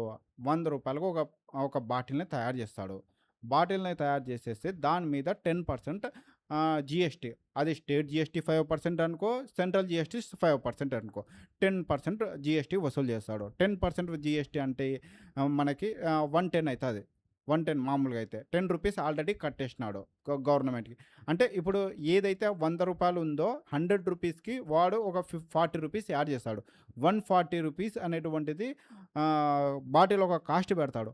140 మీద మళ్ళీ వీడేం చేస్తాడంటే జీఎస్టీ 10%, 5% స్టేటు, 5% సెంట్రల్. రూ. 14 కలెక్ట్ చేస్తాడు. అలా విధించి రూ. 14 కలెక్ట్ చేస్తాడు. ఈ రూ. 14లో ఆల్రెడీ రూపీస్ ఈడ కట్టున్నాడు. ఆల్రెడీ మళ్ళా డీమార్ట్ దగ్గర రూ. 14 వసూలు చేసినాడు. కాబట్టి ఈ రూ. 14 పోయి ఇవ్వాల్సిన అవసరం లేదు గవర్నమెంట్‌కి. జస్ట్ ఈ రూ. 4 ఇస్తే సరిపోతుంది. ఈ రూ. 4ని మనం ఏమంటామంటే అవుట్‌పుట్ ట్యాక్స్ లయబిలిటీ అంటాము. అంటే ఒరేయ్ నాయనా రూ. 4 నువ్వు అప్పున్నవురా బేయ్, ఆ రూ. 4 ఇవ్వు చాలు అనేటువంటి ఉద్దేశంతో ఇది. ఇది రూ. 10 అనేటువంటిది ఇన్‌పుట్ ట్యాక్స్ క్రెడిట్ అంటాము. అర్థమవుతుందని అనుకుంటాను. అర్థం కాకపోతే నాకు తెలీదు. ఓకే ఫ్రెండ్స్, అర్థమైంది అనుకుంటున్నాను. సరే, దీన్ని రఫ్ చేసేద్దాము. Or okay. ఇప్పుడు మనము ఏ ఏ దాని వ్యాట్ గురించి చూసాం. వ్యాట్ వచ్చేసి 1954లో ఇంట్రడ్యూస్ అయింది అని చెప్పాం. తర్వాత ఇన్పుట్ ట్యాక్స్ క్రెడిట్ అంటే ఏంటో చూసాము. అవుట్పుట్ ట్యాక్స్ లయబిలిటీ అంటే ఏందో చూసాను. ఈ input tax credit, output tax liability అంత క్లియర్గా ఎందుకు చెప్పానంటే ఇది జిఎస్టీలో ఇంపార్టెంట్. జిఎస్టీలో అనేటువంటిది ఇది వస్తుంది కాబట్టి ఫస్ట్ ఇక్కడే చెప్పాను. మళ్ళీ అక్కడ ఎందుకంటే ఈజీగా అయిపోతుంది. అంటే అక్కడ కూడా ఉంది. అరే ఏమయ్యా ఇది,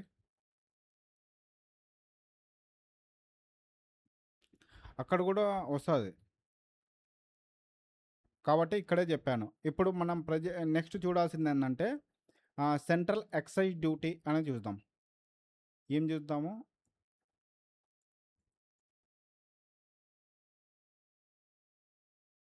central excise duty. Central excise duty దీన్ని ఎప్పుడు ఇంట్రడ్యూస్ చేశారు? 1986లో ఇంట్రడ్యూస్ చేశారు. 1986లో సెంట్రల్ ఎక్సైజ్ డ్యూటీ అనేది అన్ని ప్రోడక్ట్ అన్ని మ్యానుఫ్యాక్చరింగ్ మీద పడుతుందా అంటే పడుతుంది, ఎక్సెప్ట్ ఆల్కహాల్. ఎందుకంటే ఆల్కహాల్ ఎక్సైజ్ డ్యూటీని ఎవరు కలెక్ట్ చేస్తారంటే స్టేట్ ఆధీనంలో ఉంటుంది కదా. సెంట్రల్కి ఏం పని? కాబట్టి ఆల్కహాల్ జోలికి వెళ్ళదు. కాబట్టి ఎక్సెప్ట్ ఆల్కహాల్ ఆల్మోస్ట్ ఆల్ అన్ని దానిల అంటే ఫ్యూ డ్రగ్స్ కూడా ఉన్నాయి. ఆ డ్రగ్స్ మీద కూడా పడదు. కాకపోతే అన్ని దానిల మీద సెంటర్ ఎక్సైజ్ డ్యూటీ పడుతుంది. అది కలెక్ట్ చేస్తారు వాళ్ళు. నెక్స్ట్ వచ్చేసి సేమ్ సెంట్రల్ స్టార్టింగ్లో ఇక్కడ మనం ఇంట్రడ్యూస్ చేసినప్పుడు ఇక్కడ కూడా క్యాస్కేడింగ్ ఎఫెక్ట్ అని చెప్పాను కదా. క్యాస్కేడింగ్ ఎఫెక్ట్ పడేది అంటే ట్యాక్స్ ఆన్ ట్యాక్స్ అనే అర్థం, గుర్తుపెట్టుకో. ట్యాక్స్ ఆన్ ట్యాక్స్ పడేది. ఏ విధంగా ట్యాక్స్ ఆన్ ట్యాక్స్ పడేది అంటే సేమ్ రా మెటీరియల్ సప్లయర్ నుండి రూ. 100 తీసుకుంటారు, రూ. 100కి తీసుకుంటారు. 10% దీని మీద 10% ట్యాక్స్, రూ. 110 అవుతుంది. మళ్ళీ దీన్ని అంటే ఇంతకుముందు నేను చెప్పాను కదా ట్యాక్స్ ఆన్ ట్యాక్స్ ఏ విధంగా పడుతుంది అనేటువంటి. మళ్ళీ దీన్ని హోల్సేలర్కి అమ్మడం వల్ల మళ్ళా దాని మీద మళ్ళీ వ్యాట్ పడుతుంది. మళ్ళీ వ్యాట్ ఇంపోజ్ చేస్తారు. వ్యాట్ ఇంపోజ్ చేసి మళ్ళీ రీటైలర్ దగ్గర పోతే అక్కడ వ్యాట్ ఇంపోజ్ చేస్తారు. అంటే ట్యాక్స్ ఆన్ ట్యాక్స్ పడుతుంది. లాస్ట్ టైం చెప్పాను, సేమ్ అదే విధంగా పడుతుంది. ఇందులో కూడా ట్యాక్స్ ఆన్ ట్యాక్స్ పడుతుంది, క్యాస్కేడింగ్ ఎఫెక్ట్ ఉంది. కాబట్టి సెంట్రల్ గవర్నమెంట్ ఏం చేసిందంటే మోడ్ వ్యాట్ అనేటువంటిది తెచ్చింది. మోడ్ వ్యాట్ అంటే మోడిఫైడ్ వ్యాట్ అని అర్థం. దీని యొక్క అర్థం మోడిఫైడ్ వ్యాట్ అంటే మోడిఫై చేస్తే ఒక వ్యాట్ని తెచ్చింది. అంటే ఎందుకు ఈ మోడిఫై వ్యాట్ ఎందుకు ఇంట్రడ్యూస్ చేశారంటే సెంట్రల్ ఎక్సైజ్ డ్యూటీలో కూడా cascading effect tax on tax రద్దయ్యి నార్మల్గా ఏదైతే వ్యాట్ ఇంప్లిమెంటేషన్ చేస్తామో ఆ విధంగా ఈ యొక్క సెంట్రల్ ఎక్సైజ్ ఐటమ్స్ మీద డ్యూటీ పడే ఐటమ్స్ మీద కూడా ట్యాక్స్ తగ్గించడానికి ఈ మాడ్ వ్యాట్ అనేటువంటి కాన్సెప్ట్ తీసుకురావడం జరిగింది. జస్ట్ ఒక చిన్న ఎగ్జాంపుల్తో చెప్తాను. 100 రూపీస్ రా మెటీరియల్ సప్లయర్ ఉన్నాడు. 100 రూపీస్, ఇంతకుముందు 10% ఎంతైంది? 110 అయింది. 110 అయింది. ఇతడు 110 ప్లస్ ఒక 40కి అమ్మేసినాడు. 150 రూపీస్కి ఎవరికి అమ్మినాడు? ఇది రా మెటీరియల్ మ్యానుఫ్యాక్చర్కి అమ్మినాడు. మ్యానుఫ్యాక్చర్ మళ్ళీ దీని మీద వచ్చేసి 10% జిఎస్టీ అంటే 15 రూపీస్. అప్పుడైతే 165. అంటే ఇక్కడ 150 మీద ట్యాక్స్ పడింది, ఇక్కడ 100 రూపీస్ మీద ట్యాక్స్. మళ్ళీ ట్యాక్స్ ఇందులో కూడా ట్యాక్స్ ఇంక్లూడ్ అయ్యి మళ్ళీ ఈ రెండు 150 ఎక్సైజ్ అంటే ఎక్సైజ్ డ్యూటీ. ఇది ఎక్సైజ్ డ్యూటీ 10% అనేది ఎక్సైజ్ డ్యూటీ సెంట్రల్ విధించి ఎక్సైజ్ డ్యూటీ ఇక్కడ పడింది. మళ్ళీ వచ్చేసి ఇక్కడ వ్యాట్ అనేటువంటిది గవర్నమెంట్ కలెక్ట్ చేసింది. అంటే ఇంకా ఎన్నిసార్లు ఇక్కడ ట్యాక్స్ ట్యాక్స్ కనిపించట్లేదు ఇక్కడ. దీన్ని ఎండ్ చేయడం కోసమే మాడ్ వ్యాట్ అనేటువంటి కాన్సెప్ట్ తీసుకురావడం జరిగింది. సేమ్ వ్యాట్ మాదిరి ఇది కూడా.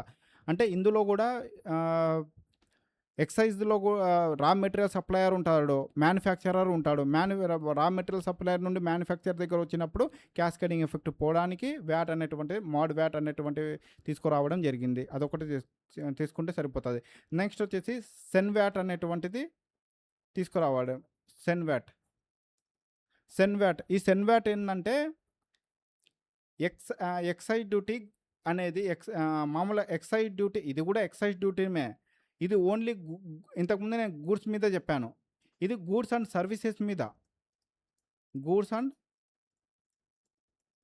సర్వీసెస్ మీద క్యాస్కేడింగ్ ఎఫెక్ట్ ట్యాక్స్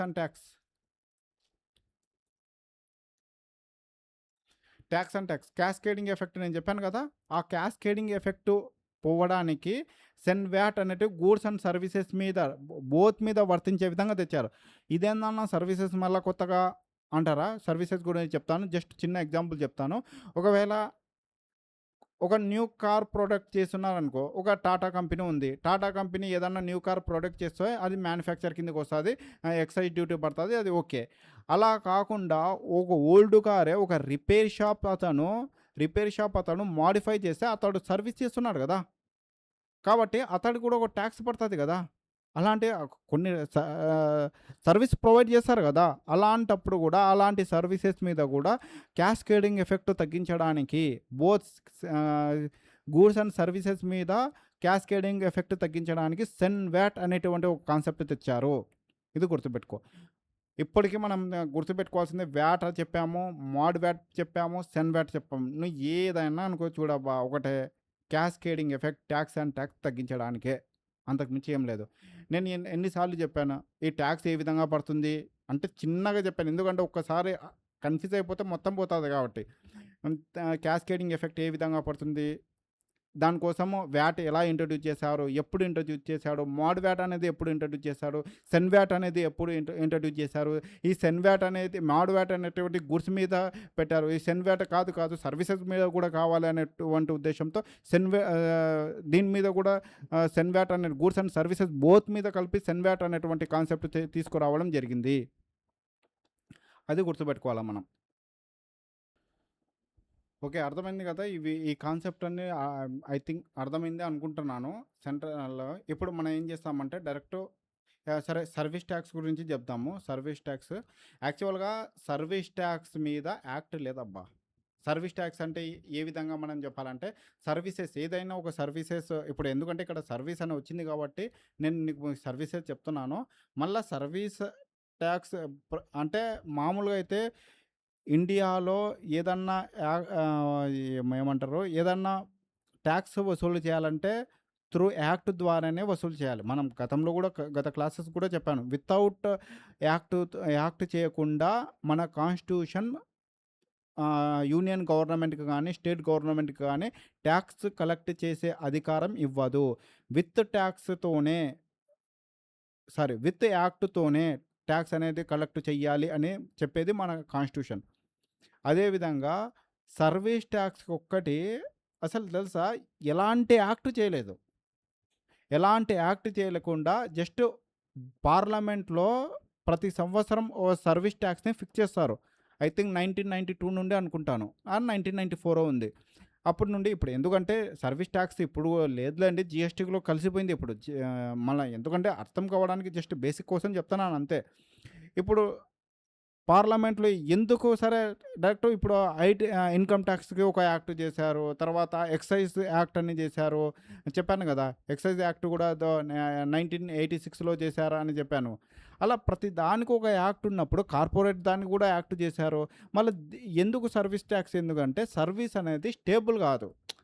ఇప్పుడు కొంతమంది వస్తారబ్బా!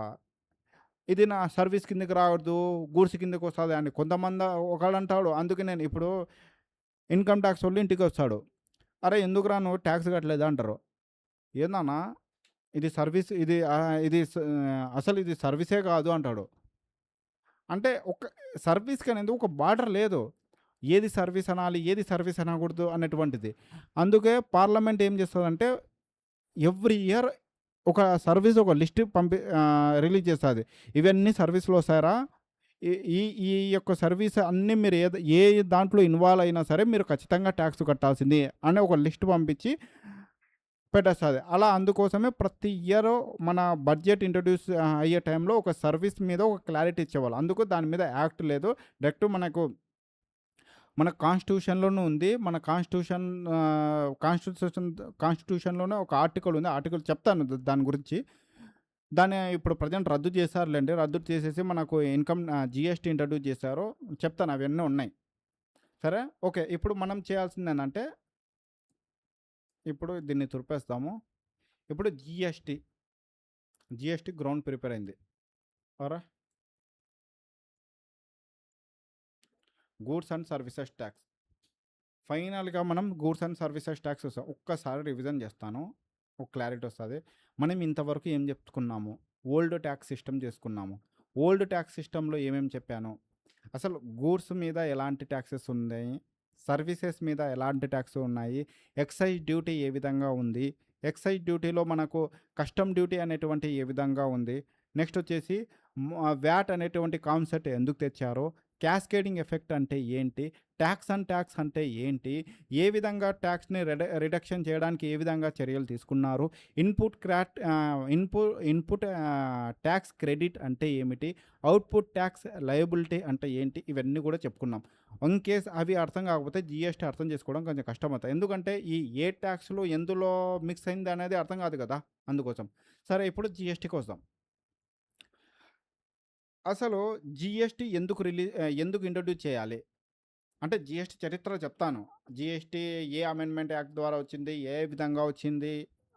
ఏ కమిటీ రికమెండేషన్ చేసింది? అవన్నీ చర్చించుకునే ముందు అసలు జీఎస్టీ ఇంట్రొడ్యూస్ కావడానికి గల కారణాలేంటి? గూడ్స్ అండ్ సర్వీసెస్ ట్యాక్స్ అనేటువంటిది చేయడానికి గల కారణాలేంటి? దానివల్ల ఏదన్నా బెనిఫిట్స్ ఉన్నాయా? ఎందుకు తెచ్చారు? అంటే ఫస్ట్ కొన్ని కారణాలు చెప్తాను. ఓరే కొన్ని కారణాలు చెప్తాను. ఫస్ట్ రీజన్ ఫస్ట్ రీజన్ వచ్చేసి మనకి గూడ్స్ అండ్ సర్వీసెస్ మధ్య డిఫరెన్సెస్ ఎక్కువున్నాయి. గూడ్స్ అండ్ సర్వీసెస్ మధ్య డిఫరెన్సెస్ ఎక్కువున్నాయి. అంటే కొంతమంది ఏమంటాడు అదే చెప్పాను కదా! ఇందాక సర్వీసెస్‌లో ఇది సర్వీస్ కిందకి రాదన్నా అంటాడు. ఇది గూడ్స్ కిందకి రాదన్నా అంటాడు. ఒకవేళ కొన్ని సర్వీసెస్ గూడ్స్ గూడ్స్ గూడ్స్ కిందకొచ్చినా టాక్స్ తక్కువని సర్వీసెస్ కిందకేసేసుకుంటున్నారు. సర్వీసెస్ కిందకున్నవి గూడ్స్‌లో తక్కువున్నాయని గూడ్స్ కిందకేసేసుకుంటున్నారు. వీళ్ళు చెప్తే ఇది సర్వీసెస్ కిందకి రాదు. అంటే ఇక్కడ కొన్ని లూప్ హోల్స్ యూజ్ చేసుకొని వీళ్ళు టాక్స్ ఎగరగొట్టడం స్టార్ట్ చేసేసినారు మన ప్రజలు. కాబట్టి ప్రజలంటే మ్యానుఫ్యాక్చరర్స్ కానీ, ప్రొడ్యూసర్స్ కానీ, హోల్‌సేలర్స్ కానీ వీళ్ళందరూ. కాబట్టి వీటిని చెక్ పెట్టడానికి జీఎస్టీ వచ్చేసింది. నెక్స్ట్ వచ్చేసి క్యాస్కేడింగ్. క్యాస్కేడింగ్ ఎఫెక్ట్ అనేది ఉంది. ట్యాక్స్ ఆల్రెడీ వ్యాట్ ఇంట్రొడ్యూస్ చేసాం కదా! దాన్ని ఇంకా ఫుల్ ఫ్లెడ్జ్డ్‌గా, నీట్‌గా చేయడానికి ఈ క్యాస్కేడింగ్ ఎఫెక్ట్ ఎండ్ చేయడానికి జీఎస్టీ అనేటువంటిది ఒకటి తీసుకురావడం జరిగింది. తర్వాత డిఫరెంట్ స్టేట్‌లలో వ్యాట్ అనేటువంటిది మళ్ళా చెప్తున్నాను గుర్తుపెట్టుకోండి. వ్యాట్ అనేది వితిన్ ద స్టేట్ వేస్తారు. ఔట్‌సైడ్ ద స్టేట్ వెయ్యరు. ఇంట్రా స్టేట్ మాత్రమే ఏస్తారు. ఇంట్రా స్టేట్ అయితే within the state. Inter state అంటే outside the state. Outside the state VAT అనేది కలెక్ట్ చెయ్యరు. అర్థమైందా? అంటే అది వాళ్ళ ఇష్టం అది. ఇప్పుడు మనం ఆంధ్రప్రదేశ్, తెలంగాణ ఉన్నాము. మన ఆంధ్రప్రదేశ్, తెలంగాణలో వ్యాటేసి వాళ్ళు కలెక్ట్ చేసుకుంటారు. తెలంగాణ వాళ్ళు తెలంగాణ, ఆంధ్రప్రదేశ్ వాళ్ళు ఆంధ్రప్రదేశ్ వాళ్ళు. ఇప్పుడు ఒక్కొక్క రాష్ట్రంలో ఒక్కొక్క వ్యాట్ ఫాలో అయితున్నారీళ్ళు. అసలు ఏ రాష్ట్రంలో ఏ ఏ విధంగా వీళ్ళు వ్యాట్ కలెక్ట్ చేస్తున్నారో అసలు సెంట్రల్ గవర్నమెంట్ దగ్గరనే డేటా లేదు. వాళ్ళకి ఇష్టం వచ్చినట్లు యాక్టులు చేసేసుకుంటారు. వాళ్ళకి ఇష్టం వచ్చినట్టు వ్యాట్ అంటే ఈ యొక్క డిఫికల్టీ లెవెల్స్ ఎట్లా తయారైపోయినాయంటే కొన్ని కొన్ని సార్లు ఇంట్రా స్టేట్ వెళ్ళాలన్నా, ఏదైనా గూడ్స్ వెళ్ళాలన్నా వాళ్ళకే కన్‌ఫ్యూజ్ అయిపోతుంది. నెక్స్ట్ వచ్చేసి ఫోర్త్ రీజన్ ఏందంటే, ఇప్పుడు ఇంటర్ స్టేట్ ఉంది. ఒక రాష్ట్రం నుండి ఇంకొక రాష్ట్రానికి ఎళ్ళాలనుకో, ఎంట్రీ టాక్స్ అంటాడు. ఎంట్రీ టాక్స్ అంటాడు. తర్వాత ఆక్ట్రాయ్ టాక్స్ అంటాడు. అంటే ఎంట్రీ టాక్స్, ఆక్ట్రాయ్ టాక్స్ అనేటువంటి ట్రక్కులు నిలబడిపోతాయి. ఎంత దూరం నిలబడిపోతాయంటే, అక్కడ ఉండేటువంటి మాల్‌గాడి అంటాం. అంటే దానికేమన్నా అందులో ఏదన్నా కచ్చా మాల్ అంటాం. కచ్చా మాల్ అంటే ఏదైనా ఫ్రూట్స్ గానీ, వెజిటబుల్స్ గానీ ఉంటాయి. అవన్నీ సరైన టైంలో మార్కెట్‌కెళ్ళకపోతే అవి డ్యామేజ్ అయ్యే ఛాన్సెస్ ఉంటది. కాబట్టి వీళ్ళు ఎంట్రీ టాక్స్ అని, ఈ ఆక్ట్రాయ్ టాక్స్ అని నిలబెట్టేస్తున్నారు. చివరికి ఎట్ట తయారైందో తెలుసా? ప్రెజెంట్ ప్రెజెంట్ మన దేశంలో 28 రాష్ట్రాలుంటే, ఈ 28 రాష్ట్రాలు 28 కంట్రీలుగా తయారైపోయినాయి. అంటే ఒకానొక టైంలో అంటే ఈ టాక్స్ అంటే ఎంట్రీ టాక్స్ అంటే ఒక రాష్ట్రం నుండి ఇంకో రాష్ట్రంకి పోవాలంటే, అరే! మేము పక్క రాష్ట్రానికి పోతున్నామా? పక్క కంట్రీకి పోతున్నామా? ఇన్ని రిస్ట్రిక్షన్స్ ఏందిరా బాబు! ఇన్ని టాక్స్‌లు ఏందిరా బాబు! అనే విధంగా కండిషన్స్ వచ్చేసాయి. ఆ స్టేజ్‌ని తొలగించడానికి ఈ జీఎస్టీ అనేటువంటి ఒక టాక్స్ తీసుకురావడం జరిగింది. నెక్స్ట్ వచ్చేసి మన నరేంద్ర మోడీ దగ్గర ఒక గ్రేట్ అంటే ఏమంటారు? ఒక ఐడియాలజీ ఉంటది. One nation, one country. మన one nation, one kisan something ఇలాంటి స్లోగన్స్ బాగుంటాయి. సేమ్ అదే విధంగా one nation, one country, one nation, one tax అనేటువంటిది. వన్ డిస్ట్రిక్ట్, వన్ ప్రొడక్ట్ అలా మనం చూస్తా ఉంటాం. అలా ఈ one nation, one country, one tax అనేటువంటి ఒక స్ట్రాటజీ కోసం అంటే దేశం మొత్తం ఒకటే టాక్స్ ఉంటది. మారదు అనేటువంటి ఉద్దేశ్యంతో ఈ టాక్స్ ఇంట్రొడ్యూస్ జరిగింది. ఈ యొక్క 5 ప్రిన్సిపల్ కోసం ఈ జీఎస్టీ ఇంట్రొడ్యూస్ చేసి ఫస్ట్ ఏందంటే గూడ్స్ అండ్ సర్వీసెస్ యొక్క డిఫికల్టీస్ గూడ్సో, ఏ సర్వీసో తెలియడం లేదు కాబట్టి ఈ డిఫికల్టీస్‌ని యూజ్ చేసుకొని ఈ యొక్క లూప్ హోల్స్‌ని యూజ్ చేసుకొని చాలామంది ట్యాక్స్ ఎగరగొడుతున్నారు కాబట్టి వాటిని చెక్ పెట్టడానికి తీసుకురావడం జరిగింది. క్యాస్కేడింగ్ ఎఫెక్ట్ అంటే క్యాస్కేడింగ్ అంటే ట్యాక్స్ అనేటువంటిది ట్యాక్స్ పెరిగిపోతుంది కాబట్టి దాన్ని రద్దు చేయడానికి వ్యాట్ అనేటువంటి విషయాల్లో డిఫరెంట్ స్టేట్ డిఫరెంట్ వ్యాట్‌ని ఫాలో అవుతున్నారు. వాటిని రద్దు చేయడానికి ఎంట్రీ టాక్స్, ఆక్ట్రాయ్ టాక్స్ అనేటివి వాటిని కంట్రోల్ చేయడానికి, తర్వాత వన్ నేషన్, వన్ టాక్స్ అనేటువంటి నినాదాన్ని ఫుల్‌ఫిల్ చేయడానికి ఈ జీఎస్టీ అనేటువంటిది ఒక టాక్స్ తీసుకురావడం జరిగింది. దీనివల్ల బెనిఫిట్స్ ఏమంటే మనకి ఇన్వెస్ట్‌మెంట్ బాగొస్తాయబ్బా! అంతే. ఇప్పుడు వన్ నేషన్, వన్ టాక్స్ ఉందనుకో బెనిఫిట్ ఏమి? రాష్ట్రంలో అసలు ఎఫ్‌డిఐ ఎవరన్నా పెట్టాలన్నా, ఎవరన్నా ఇన్వెస్ట్‌మెంట్ చేయాలన్నా వానికి ఫస్ట్ క్లారిటీ వస్తది. చాట్‌జీపీటీని కొట్టి ఇండియాలో జీఎస్టీ వాల్యూ ఎంత అంటే సింపుల్ ఒక స్లాబ్స్ ఉంటాయి. 5% 12%, 18%, 20%, 28% అలా ఒక స్లాబ్స్ ఉంటాయి. ఆ స్లాబ్ ప్రకారమే జీఎస్టీ కలెక్ట్ చేస్తారు. అంతే. అంతకు మించి ఏముండదురా! మీరు ప్రశాంతంగా పోయి ఒక కంపెనీ పెట్టుకొని మీరు విచ్చలవిడిగా పోయి ప్రొడక్షన్ స్టార్ట్ చేసి అందరికి అమ్మి పడేసేయండి అనేటువంటిది జీఎస్టీ చెప్తాది. ఇంతకుముందు తమిళనాడులో ఒకటి, ఆంధ్రాలో ఒకటి, కర్ణాటకలో ఒకటి, కేరళలో ఒకటి. అలా డిఫరెంట్ స్టేట్‌లో డిఫరెంట్‌గా ఉండేవి కాబట్టి వీటిని ఎండ్ చేయడానికి మనకు జీఎస్టీ అనేటువంటిది చేశారు. చేశాం కదా! జీఎస్టీ యొక్క రీజన్స్ చూసాము.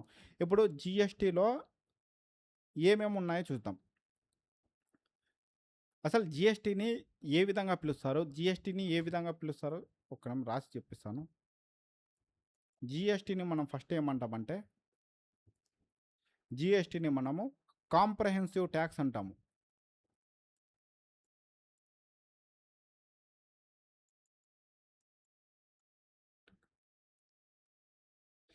ఫ్రెండ్స్ ఇది అంటే బోర్డ్ అలవాటయిపోయేంత వరకు ఇంక రైటింగ్ అడ్జస్ట్ చేసుకోవాల్సిందే, నేనేం చేయను. తర్వాత నెక్స్ట్‌ది ఏందంటే మల్టీ స్టేజ్ ట్యాక్స్ అంటాం. మల్టీ స్టేజ్ ట్యాక్స్ అంటాం. మూడోదేందంటే వాల్యూ యాడెడ్ ట్యాక్స్ అంటాం దీన్ని, జీఎస్టీని. వాల్యూ యాడెడ్ ట్యాక్స్ అంటాం. నాలుగోదొచ్చేసి డెస్టినేషన్ ట్యాక్స్ అంటాం. డెస్టినేషన్ ట్యాక్స్ అంటాం. అంటే ఈ యొక్క జీఎస్టీని ఇన్ని విధాలుగా మనము చెప్పవచ్చు. అంటే ఒక్కొక్క దాని గురించి చెప్తాము. కాంప్రహెన్సివ్ ట్యాక్స్, ఈ జీఎస్టీని ఒక కాంప్రహెన్సివ్ ట్యాక్స్ రూపంలో చెప్తాము. ఎందుకు ఒక జీఎస్టీని మనం ఒక కాంప్రహెన్సివ్ ట్యాక్స్గా మనం ఎందుకు అభివర్ణిస్తున్నాము, ఎందుకు చెప్తున్నాము ఈ జీఎస్టీని అంటే, సెంట్రల్ లెవెల్లో కొన్ని ట్యాక్సెస్ ఉన్నాయి, చెప్తాను ఇప్పుడు. ఏ ఏ ట్యాక్సెస్ రద్దయినాయి, ఏ ఏ ట్యాక్సెస్ ఉన్నాయి అన్నటువంటి చెప్తాను. స్టేట్ లెవెల్లో కొన్ని ట్యాక్సెస్ ఉన్నాయి. ఇవన్నీ కూడా ఒక దాంట్లో ఒక జీఎస్టీ అనే ఒక దాంట్లోకి వెళ్ళి ఒక కాంప్రహెన్సివ్, ఒక బ్రాడర్ పర్స్పెక్టివ్ ట్యాక్స్గా ఫామ్ చేయడం జరిగింది ఇది. అంటే ఒకే ట్యాక్స్గా కాంప్రహెన్సివ్ లెవెల్లో ఫామ్ అయింది కాబట్టి దీన్ని ఏమంటామంటే కాంప్రహెన్సివ్ ట్యాక్స్ అంటాం.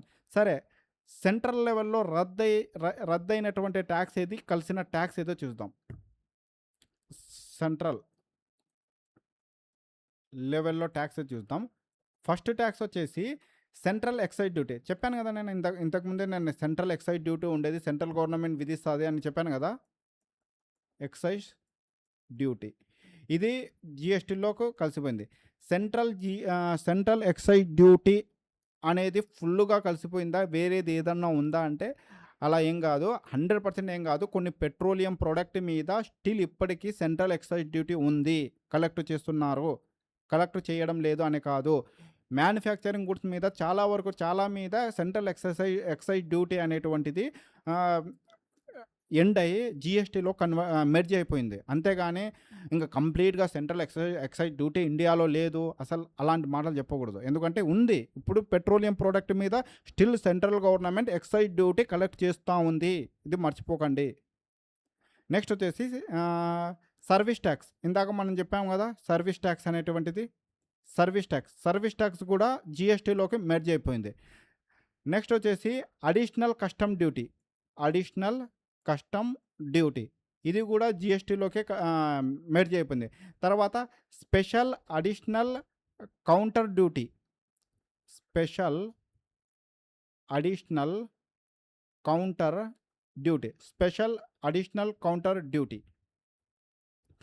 ఇది కూడా జిఎస్టీలోకి మెర్జ్ అయిపోయింది. అడిషనల్ ఎక్సైజ్ డ్యూటీ, ఇది కూడా జిఎస్టీలోకి మెర్జ్ అయిపోయింది. ఈ 5 కూడా మనకు జిఎస్టీలోకే మెర్జ్ అయిపోయినాయి. ఏవేవి? సెంట్రల్ ఎక్సైజ్ డ్యూటీ మెర్జ్ అయిపోయింది, సర్వీస్ ట్యాక్స్ మెర్జ్ అయిపోయింది. సెంట్రల్ ఎక్సైజ్ డ్యూటీ అంత కాదు, పెట్రోలియం ప్రోడక్ట్ మీద లేదు అన్నాను. తర్వాత అడిషనల్ కస్టమ్ డ్యూటీ మెర్జ్ అయిపోయింది, special additional counter duty merge అయిపోయింది. నెక్స్ట్ వచ్చి అడిషనల్ ఎక్సైజ్ డ్యూటీ మెర్జ్ అయిపోయింది. ఇవన్నీ కూడా సెంట్రల్ లెవెల్లో సెంట్రల్ జిఎస్టీలో మెర్జ్ అయినటువంటి ట్యాక్సెస్. మళ్ళీ ఇక్కడ ఎక్సైజ్ డ్యూటీ అన్న, కస్టమ్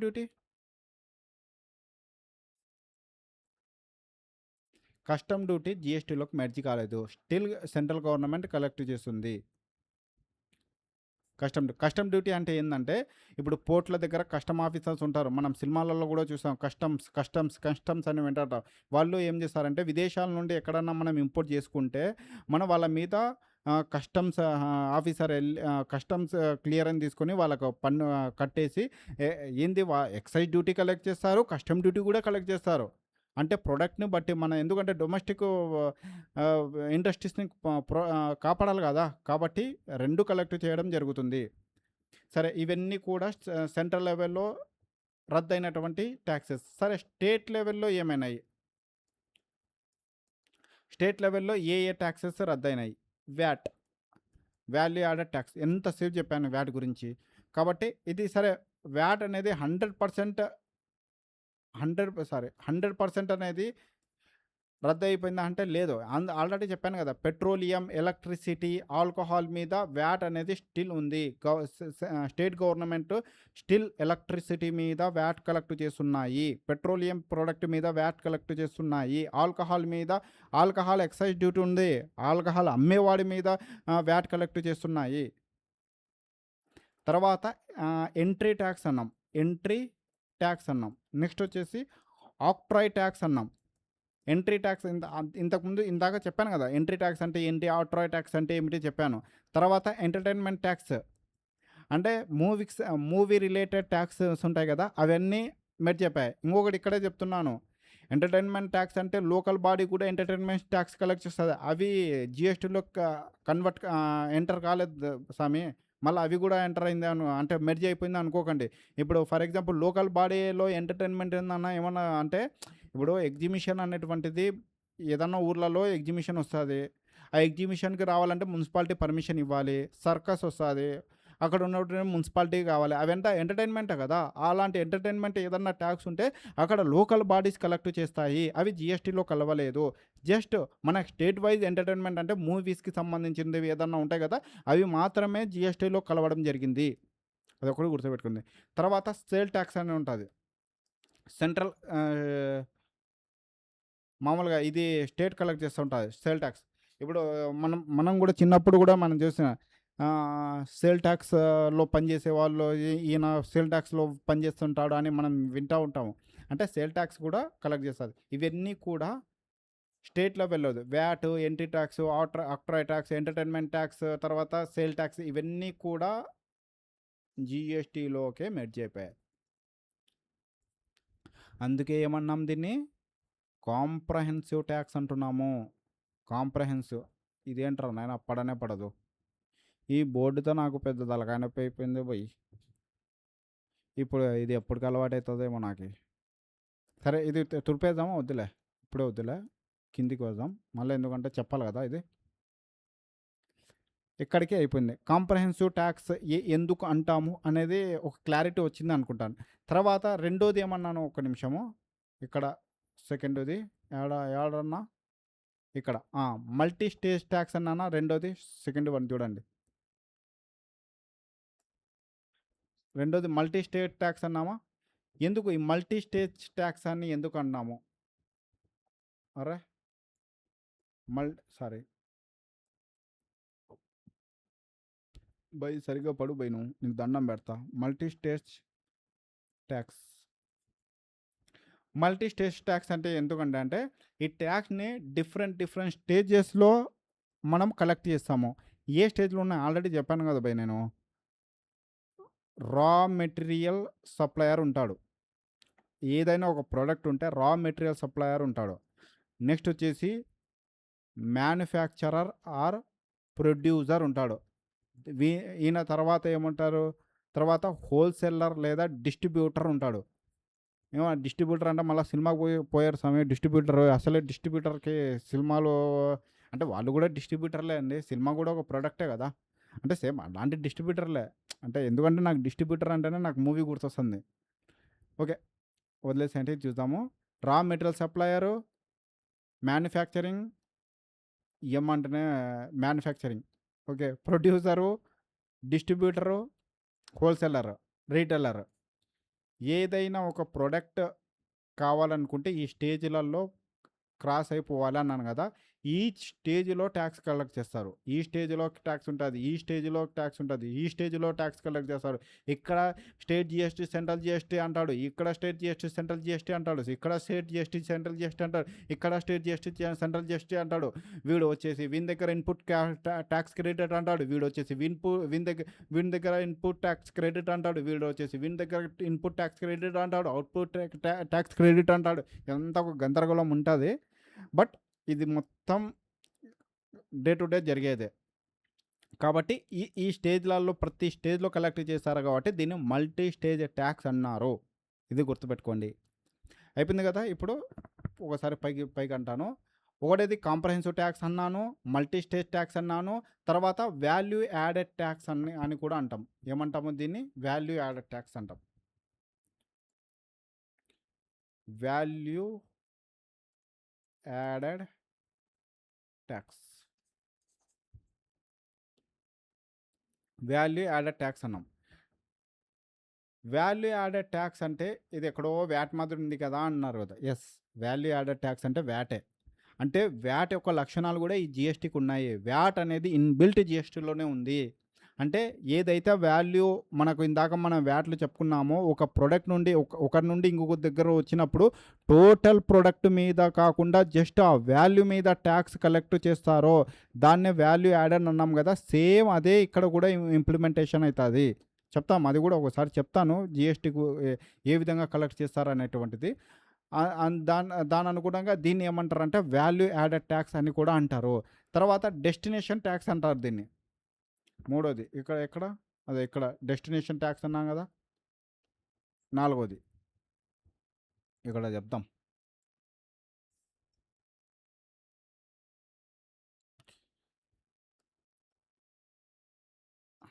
డెస్టినేషన్ ట్యాక్స్ అన్నారు అన్న. ఎందుకు డెస్టినేషన్ ట్యాక్స్ అన్నారు అంటే, ఇప్పుడు ట్యాక్స్ ఈ జిఎస్టీలో ఒక స్పెషల్, అందుకే చాలా చాలా రాష్ట్రాలు చూసారా వ్యతిరేకించాయి. జిఎస్టీ అంత ఈజీగా ఇంప్లిమెంటేషన్ కాలేదు. రాజ్యసభలో అయితే ఒకంగా అసలుకి ఏమంటారు జిఎస్టీ బిల్నే రద్దు చేసి పడేశారు. మళ్ళీ మాడిఫికేషన్తో వస్తే అప్పుడు దాన్ని యాక్సెప్ట్ చేశారు. నిజం చెప్పాలంటే ఇక్కడ నరేంద్ర మోడీ గొప్పతనం అనుకోవచ్చు అబ్బా. ఎందుకంటే గుజరాత్ లాంటి అంటే గుజరాత్కి ఇప్పుడు ఈ యొక్క జిఎస్టీ రావడం వల్ల గుజరాత్, మహారాష్ట్ర లాంటి రాష్ట్రాలకు అంటే వాళ్ళు ప్రొడక్షన్ ఎక్కువ ఉంది, అటువంటి రాష్ట్రాలకు నష్టం జరుగుతుంది. ఇప్పుడు తీసుకురావడం వల్ల గుజరాత్కి చాలా నష్టం ఇది. ఎందుకంటే ఇది చూసారు ఇక్కడ డెస్టినేషన్ ట్యాక్స్ అంటున్నాం. డెస్టినేషన్ అంటే ప్రొడక్ట్ ఎక్కడైతే ప్రొడక్షన్ జరుగుతుందో అక్కడ ఈ ట్యాక్స్ ఇంప్లిమెంటేషన్ కాదు. జిఎస్టీ మామూలుగా అయితే జిఎస్టీ కలెక్షన్ అనేది ఒక చిన్న ఎగ్జాంపుల్ చెప్తాను చూడండి. జిఎస్టీ ఎక్కడ కలెక్ట్ చేస్తాడు? ప్రొడక్షన్ లెవెల్లో కలెక్ట్ చేస్తారా, సేల్ లెవెల్లో కలెక్ట్ చేస్తారా, కన్జంప్షన్ లెవెల్లో కలెక్ట్ చేస్తున్నారా? ఇక్కడ నేను చెప్పాను కదా, కింద ఇక్కడ చెప్పాను కదా మల్టీ డిఫరెంట్ స్టేజ్ అని. ఎక్కడ ప్రొడక్షన్ లెవెల్లో కలెక్ట్ చేస్తాను అంటే సప్లై లెవెల్లో కలెక్ట్ చేస్తున్నారు. అంటే ఒక సప్లై లెవెల్లో జిఎస్టీ అనేటువంటిది ఇక్కడ రాస్తాను. ఒక్క నిమిషం బాగా రావాయన, నీకు దండం పెడతాను. సప్లై లెవెల్లో జిఎస్టీ అనేది కలెక్షన్ ఉంటుంది, అది గుర్తుపెట్టుకోండి. మళ్ళీ డెస్టినేషన్కి సప్లైకి ఏంటంటే మామూలుగా అయితే ఈ ఒక వస్తువు ఎక్కడ నుండి తయారై ఎక్కడికి సప్లై అయిందో అక్కడ మాత్రమే ట్యాక్స్ కట్టడం జరుగుతుంది. ఫర్ ఎగ్జాంపుల్, అర్థం కాలేదు కదా, ఓకే నేను చెప్తాను క్లారిటీగా. మన నరేంద్ర మోడీ హోమ్ స్టేటే తీసుకుందాము. గుజరాత్ ఉంది. గుజరాత్లో ఒక డ్రెస్ తయారైంది. గుజరాత్ నుండి మన ఆంధ్రాకు వచ్చింది, మన తెలంగాణకు వచ్చింది అనుకుందాం. తెలంగాణ సరే, మన ఆంధ్రాకు వచ్చింది. మన ఆంధ్రాకు వచ్చినప్పుడు ఇక్కడ ఆ యొక్క డ్రెస్కు సంబంధించినటువంటి ట్యాక్స్ ఉంటుందే, స్టేట్ జిఎస్టీ ఉంటుంది, సెంట్రల్ జిఎస్టీ వస్తుంది, ఐజిఎస్టీ కూడా పడుతుంది. ఎందుకంటే ఇంటర్ స్టేట్ ట్రాన్సాక్షన్ జరిగాయి చెప్తాను.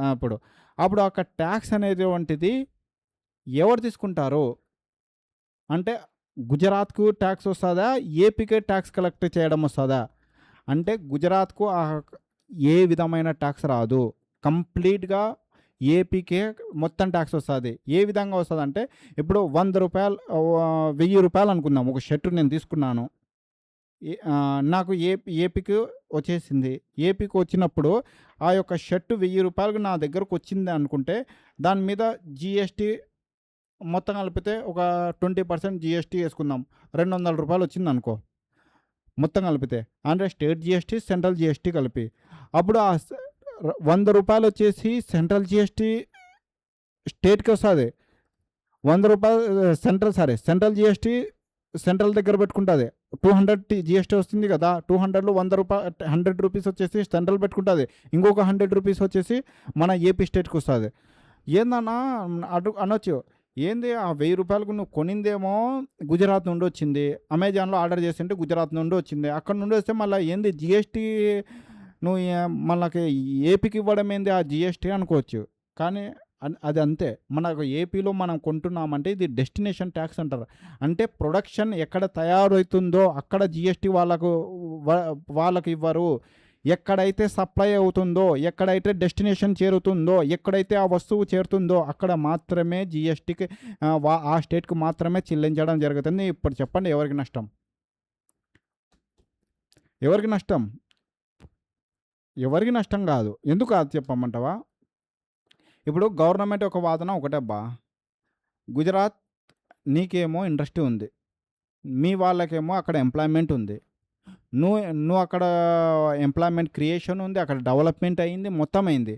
మళ్ళా ట్యాక్స్ అక్కడి నుండి వచ్చి నువ్వు ఒక బట్టలు ఏదైతే నువ్వు ఏపీ నుండి ఒక పర్సన్ తీసుకున్నాడో, ఆ ట్యాక్స్ గూడా నాకే రావాలి అనుకుంటే వాడు ఏమైపోతాడు స్టేటు? జస్ట్ నీకు సర్వీస్ చేయడానికి ఉంటాడా? తప్పది. నీ దగ్గర ఎంప్లాయ్‌మెంట్ దొరికింది. ఇండస్ట్రీ నీ దగ్గర ఉంది కాబట్టి ఆ యొక్క బెనిఫిట్ నువ్వు పొందుతున్నావు. ఎందుకంటే ఎంప్లాయ్‌మెంట్స్ ఉన్నటువంటి ప్రొఫెషనల్ ట్యాక్స్ కలెక్ట్ చేస్తున్నావు అందులో. అందులో ఎలక్ట్రిసిటీ ప్రొవైడ్ చేసి అందులో చేస్తున్నావు. నా దాంతో పాటు మీ యొక్క అక్కడ ఉన్నటువంటి వాళ్ళకి ఎంప్లాయ్‌మెంట్ ఆపర్చునిటీస్ దొరుకుతున్నాయి. మీకు వచ్చే బెనిఫిట్ మీకు వస్తున్నాయి. ఇక్కడ నుండి క్లాత్ వాళ్ళకి పోయింది కాబట్టి దీని మీద ఉండేటువంటి జీఎస్టీ వాళ్ళకి ఏపీ గవర్నమెంట్ కన్నా వెళ్ళని అనేటువంటి ఉద్దేశంతో ఆ అమౌంట్ అనేది ఏపీకి వెళ్తుంది. అందుకే చాలా రాష్ట్రాలు వ్యతిరేకించాయి డెస్టినేషన్ ట్యాక్స్ కావడం చేత ఇవి. ఓకే.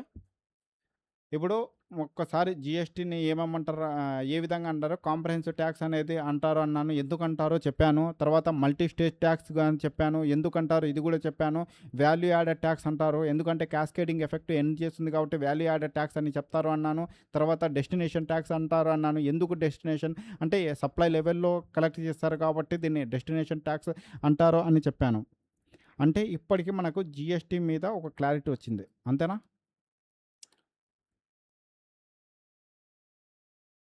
ఓకే ఫ్రెండ్స్, చెప్పాం కదా ఇక్కడ ఇంతవరకు అయిపోయింది. ఇంకా దీన్ని తుడిపేస్తున్నాను. Comprehensive tax, multi destination tax ఎందుకంటే మా అయిపోయింది. ఇప్పుడు రియల్ జిఎస్టీలోకి వెళ్ళిపోదాము. దీన్ని రైస్. Okay, done. పైగా అన్నాము ఒకసారి. ఓకే, ఇప్పుడు జిఎస్టీ ఎందుకన్నాము, దీన్ని ఏ ట్యాక్సెస్ అన్నాము అని మొత్తం ఓవరాల్ డేటా ఇచ్చాను కదా. ఇప్పుడు GST.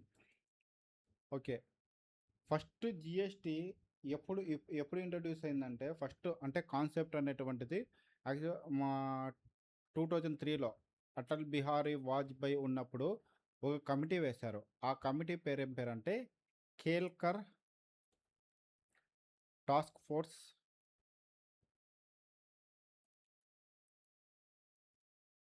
Force on indirect taxes. Direct taxes అంటే కేల్కర్ అధ్యక్షతన ఒక టాస్క్ ఫోర్స్ వేశారు. ఎవరు? మన అటల్ బిహారీ వాజ్పేయి గారు కేల్కర్ అధ్యక్షతన ఒక టాస్క్ ఫోర్స్ వేశారు ఇండైరెక్ట్ ట్యాక్సెస్ మీద. ఆ యొక్క టాస్క్ ఫోర్స్, ఈ కమిటీ అనేది కేల్కర్ కమిటీ అనేటువంటిది ఇన్ డీటెయిల్గా స్టడీ చేసి కొన్ని రికమెండేషన్ చేసింది. ఆ రికమెండేషన్ ఏంటంటే కాంప్రహెన్సివ్ జిఎస్టీని ప్రపోజ్ చేసింది. ఒక జిఎస్టీ అంటే goods and services tax comprehensive మేనర్లో ఒక గూడ్స్ అండ్ సర్వీసెస్ ట్యాక్స్ లాంటిది ట్యాక్స్ కావాలి అని చెప్పింది ఏంటంటే, ఏ కమిటీ నివేదించిందంటే కేల్కర్ కమిటీ. ఇది ఎగ్జామ్లో ఇంపార్టెంట్. జిఎస్టీని ఫస్ట్ టైం ప్రపోజ్ చేసిన కమిటీ ఏంది అని అడగొచ్చు. కేల్కర్ కమిటీ అంటారు.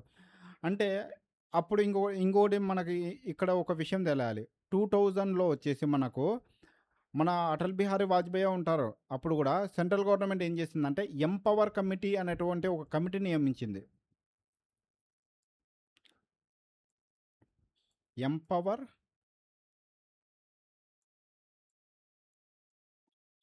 కమిటీ. ఎంపవర్ కమిటీ అనేటువంటిది కమిటీ ఉంది. ఈ కమిటీ ఏందంటే జస్ట్ లైక్ మనకు జీఎస్టీ కౌన్సిల్ ఉంది గదా! జస్ట్ లైక్ మనకు జీఎస్టీ కౌన్సిల్ ఉంది ప్రెజెంట్. చెప్తాను. అది గూడా అసలు అంటే ఏంటి అనేది చెప్తాను. ఆ జీఎస్టీ కౌన్సిల్ అనేటువంటిది ప్రెజెంట్ అంటే బ్రీఫ్‌గా చెప్పాలంటే మన కాన్స్టిట్యూషన్‌లో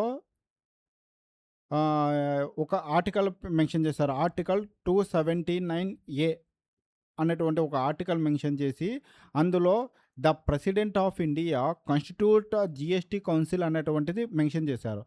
అంటే 279 ఆఫ్ ది కాన్స్టిట్యూషన్ అంటే జీఎస్టీ కౌన్సిల్ని పెట్టాలి అన్నారు. ఎందుకు జీఎస్టీ కౌన్సిల్ని పెట్టాలి అంటే జీఎస్టీ కౌన్సిల్ దగ్గర నేను చెప్తాను. అంటే బ్రీఫ్గా అంటే ఏంటి అంటే ఇది జస్ట్ అంటున్నాను. అంటే జీఎస్టీ ట్యాక్సెస్ కానీ జీఎస్టీలో ఏమన్నా మార్పులు చేయాలన్నా ఇవి జీఎస్టీ కౌన్సిలే తీసుకుంటుంది. ఇందులో ఎవరెవరు ఉంటారంటే ఫైనాన్స్ మినిస్టర్ ఉంటారు. వాళ్ళతో పాటు మన స్టేట్ ఫైనాన్స్ మినిస్టర్స్ అందరూ అందులో ఒక మెంబర్స్గా ఉంటారు. అదేవిధంగా ఈ ఎంపవర్ కమిటీ అన్నాం కదా, ఇది స్వామి ఈ సారీ ఓరే నాయన ఇదేంట్రా ఈ బోర్డుతో అరే అరే ఈ పైది నాయనాను ఈ జిఎస్టీ ఓరే అయితే ఎంపవర్ కమిటీ అంటారు కదా, జిఎస్టీ కౌన్సిల్ ఉంది కదా, సేమ్ ఎంపవర్ కమిటీ మాదిరి ఉంటుంది. అంటే ఎంపవర్ కమిటీలో కూడా ఫైనాన్స్ మినిస్టర్ ఉంటాడు, వివిధ స్టేట్ మినిస్టర్స్ ఉంటారు. ఈ ఎంపవర్ కమిటీ ఎందుకు ఇప్పుడు వచ్చిందంటే ఏదైతే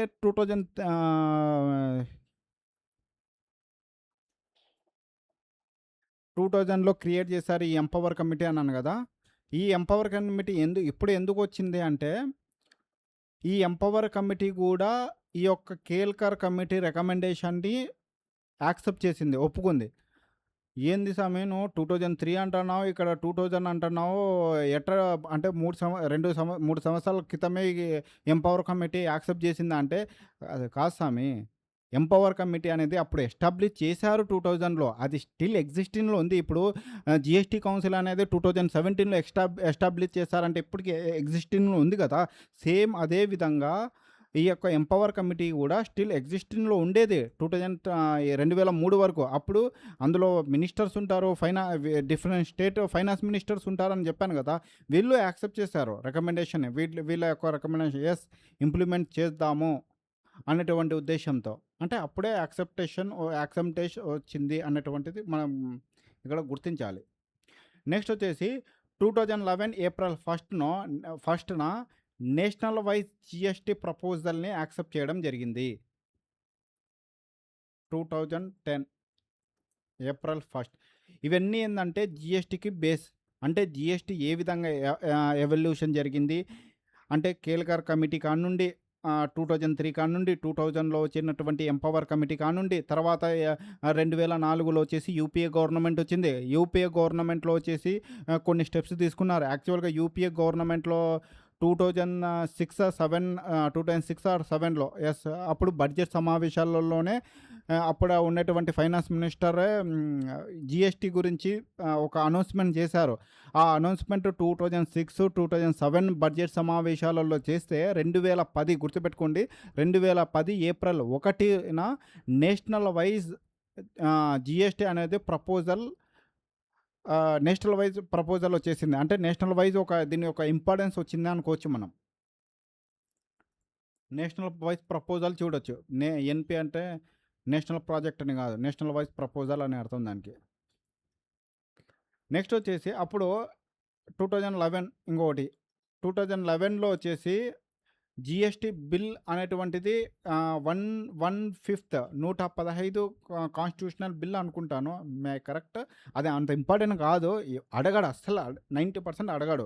జస్ట్ మీ యొక్క అవగాహన 2005లోనే చేశారు. బట్ ఆ బిల్ అనేది కొన్ని కారణాల వల్ల అది అంటే మళ్ళీ తర్వాత 2012 నెక్స్ట్ వచ్చేసి అంత ఏమంటారు రాలేదు. తర్వాత వన్స్ అగైన్ 2014లో కూడా పెట్టాలనుకున్నారు. అప్పుడే ఎలక్షన్స్కి వెళ్ళిపోయారు. మెయిన్ జిఎస్టీ ఇక్కడ కాదు కానీ ఇప్పుడు మెయిన్ జిఎస్టీ వస్తుంది. 2011లో కూడా అటెంప్ట్ చేశారు, జిఎస్టీ 115 కాన్స్టిట్యూషనల్ అమెండ్మెంట్ బిల్గా అటెంప్ట్ చేశారు. బట్ సక్సెస్ కాలేదు. 2014లో మన నరేంద్ర మోడీ రావడమే వన్ నేషన్ వన్ ట్యాక్స్ అనేసినారు. వన్ నేషన్ వన్ ట్యాక్స్ అనేటువంటి ఉద్దేశంతో అప్పుడు మనకి ఒక బిల్ ఇంట్రడ్యూస్ చేస్తారు. 122 120 122 second 122 constitutional amendment bill. Constitutional amendment bit 122వ కాన్స్టిట్యూషనల్ అమెండ్మెంట్ బిల్ని ఇంట్రడ్యూస్ చేయడం జరిగింది. అప్పుడు అప్పుడు ఏం చేశారంటే చర్చలు జరిగాయి. కొంతమంది ఈ బిల్లు మీద చర్చలు జరిగాయి. డిఫరెంట్ ఫేసెస్ చేసిన తర్వాత 3/8/2016 గుర్తుపెట్టుకోండి ఈ డేటు. ఇక్కడ నుండి చాలా ఇంపార్టెంట్ డేట్లు. రాజ్యసభకు చేరింది. ఇప్పుడు 3వ తేదీ ఆగస్టులో. ఆగస్టు 8 అంటే ఆగస్టు కదా, ఆగస్టులో మనకు రాజ్యసభకు వచ్చేసింది బిల్లు. రాజ్యసభలోకి వచ్చినప్పుడు రాజ్యసభ వెంటనే రిజెక్ట్ చేసేసింది బిల్ని. ఎందుకంటే అప్పుడు బీజేపీ 2014లో వచ్చేసింది. అప్పుడు రాజ్యసభలో బీజేపీకి మెజారిటీ లేదు. ఓకే, లోక్సభలో ఉంది, బట్ రాజ్యసభలో మెజారిటీ లేదు. అప్పుడు రాజ్యసభలో మెజారిటీ లేనందున రాజ్యసభలో ఈ బిల్ అనేది వీగిపోయింది. అప్పుడు వెంటనే కొన్ని మాడిఫై చేసి మళ్ళా రీఇంట్రడ్యూస్ చేసి ఈ బిల్లుని రాజ్యసభలో యాక్సెప్ట్ చేశారు. ఇక్కడ కొన్ని విషయాలు, కొన్ని ఫ్యాక్చువల్ డేటా చెప్తాను, గుర్తుపెట్టుకోండి. ఇది మేబీ ఇంపార్టెంట్ అవ్వచ్చు. రాజ్యసభకు వెళ్ళి ఇలాంటి కాన్స్టిట్యూషన్ బిల్లులో ఫెయిల్ అయిన సందర్భాలు మనకు 2-3 కనిపిస్తాయి, ఎక్కువ బిల్లులు కనిపించవు. ఫర్ ఎగ్జాంపుల్ ఎలా అంటే 1979లో అటల్ బిహారీ వాజ్పేయి జనతా గవర్నమెంట్ ఉంటుంది. జనతా గవర్నమెంట్లో అటల్ బిహారీ వాజ్పేయి కాదు. అప్పుడు అటల్ బిహారీ వాజ్పేయి ఎందుకు ఉంటాడు, 2000లో ఉన్నాడు. కానీ అప్పుడు మరి జనతా గవర్నమెంట్ ఉంది ఫైనల్గా. అప్పుడు వచ్చేసి నేషనల్ ఎమర్జెన్సీ మీద అమెండ్మెంట్ చేస్తారు. అప్పుడు ఆ జనతా గవర్నమెంట్ చేసినటువంటి నేషనల్ ఎమర్జెన్సీ మీద అమెండ్మెంట్ కూడా రాజ్యసభలో వీగిపోతుంది. మళ్ళీ కొన్ని మాడిఫికేషన్తో మళ్ళా ఇంట్రడ్యూస్ చేస్తే అప్పుడు మళ్ళా రాజ్యసభలో పాస్ అయిపోతుంది.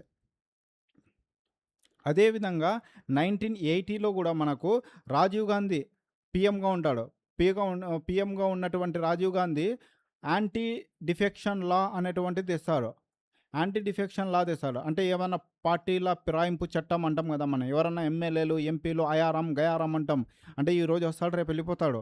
ఎవడికి అర్థం కాదు. ఒరే ఎందుకు వచ్చినా, ఎందుకు పోయినారా అంటే వాడు డబ్బులు ఇస్తాను కాబట్టి పోయినా అంటే పార్టీ ఫిరాయింపులు ఇట్లా చేస్తుంటారు ఊరికేనే. ఈరోజు ఉంటాడు అయారం గయారం అనేటువంటిది, ఇది నానుడు బాగా ఫేమస్. అలా దానికోసం ఇది ఏం చేస్తే రాజ్యసభలో వీగిపోయింది. అప్పుడు వెంటనే రాజ్యసభలో వీగిపోతే మళ్ళీ కొన్ని మాడిఫికేషన్ చేసి మళ్ళీ ఈ బిల్లు కూడా రాజ్యసభలో పాస్ చేయడం జరిగింది. నెక్స్ట్ వచ్చేసి 2016లో జిఎస్టీ బిల్లు 122nd బిల్ అనుకుంటా. ఇది కూడా వీగిపోయింది రాజ్యసభలో. వ్యవసాయం మళ్ళీ కొన్ని మాడిఫికేషన్తో మళ్ళీ రీఇంట్రడ్యూస్ చేసి మళ్ళీ యాక్సెప్ట్ చేయించుకున్నారు. అంటే ఓన్లీ నాకు తెలిసినంత వరకు 3-4 కండిషన్, మేబీ మధ్యలో ఏదన్నా మిస్ అయితే నాకు తెలియదు.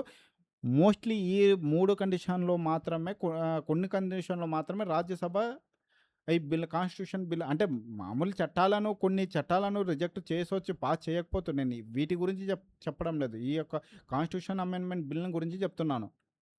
అలా జరిగింది. ఇప్పుడు ప్రజెంట్ వచ్చేసి 3 ఆగస్టులో 16 ఆగస్టులో పోయింది. అప్పుడు రిజెక్ట్ చేశారు. కొన్ని మార్పులు చేర్పులతో మళ్ళీ రీఇంట్రడ్యూస్ చేసి యాక్సెప్ట్ అయిపోయింది.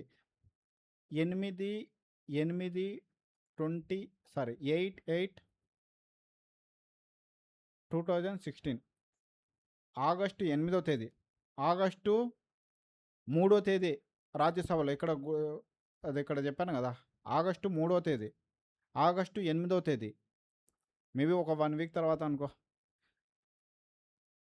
ఆగస్టు 8వ తేదీ మళ్ళా లోక్సభలో ఇంట్రడ్యూస్ చేశారు. బీజేపీ గవర్నమెంట్ ఉంది, మర్చిపోకండి, బీజేపీ గవర్నమెంట్ ఉంది. ఆగస్టు 8వ తేదీ 2016లో లోక్సభలో ఈ బిల్ని ఇంట్రడ్యూస్ చేశారు.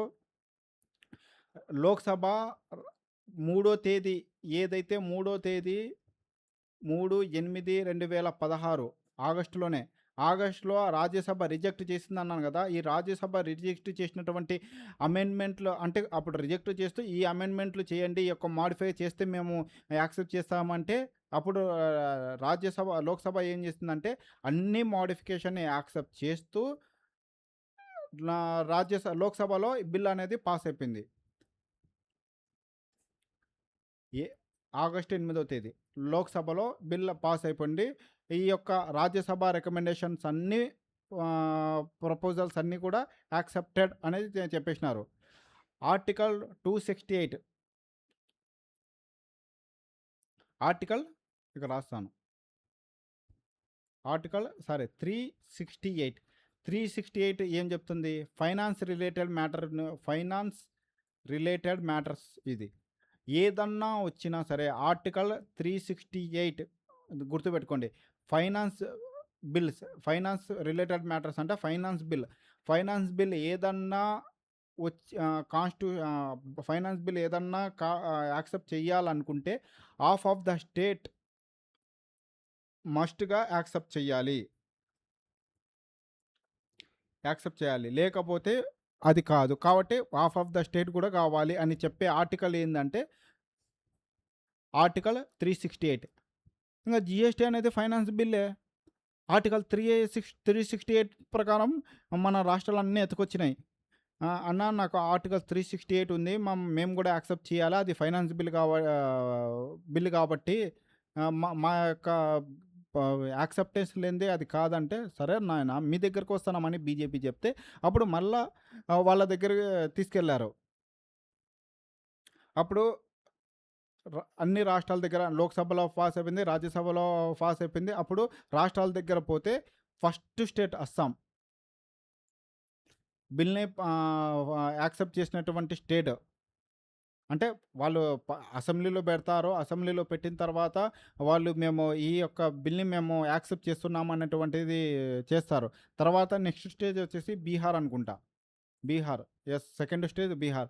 ఈ ఈ స్టేట్‌లు యాక్సెప్ట్ చేశాయి. నాకు తెలిసినంత వరకు అస్సాం అప్పుడు కాంగ్రెస్ చేతుల్లో ఉండేది అనుకుంటాను.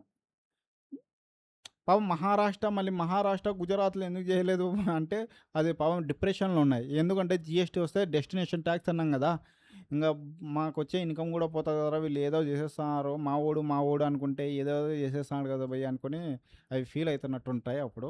సరే ఓవరాల్‌గా అటు జరిగింది. అస్సాము, బీహార్ అనేటువంటి ఫస్ట్ స్టేట్, సెకండ్ స్టేట్ చేశాయి. ఆర్టికల్ 360 ప్రకారం ఫైనాన్స్ బిల్ ఏదన్నా ఉంటే half of the state accept చేయాలి. అందులో ఫస్ట్ చేసిన స్టేట్ వచ్చేసి అస్సాము, సెకండ్ చేసినది వచ్చేసి బీహారు. ఇది గుర్తుపెట్టుకోండి.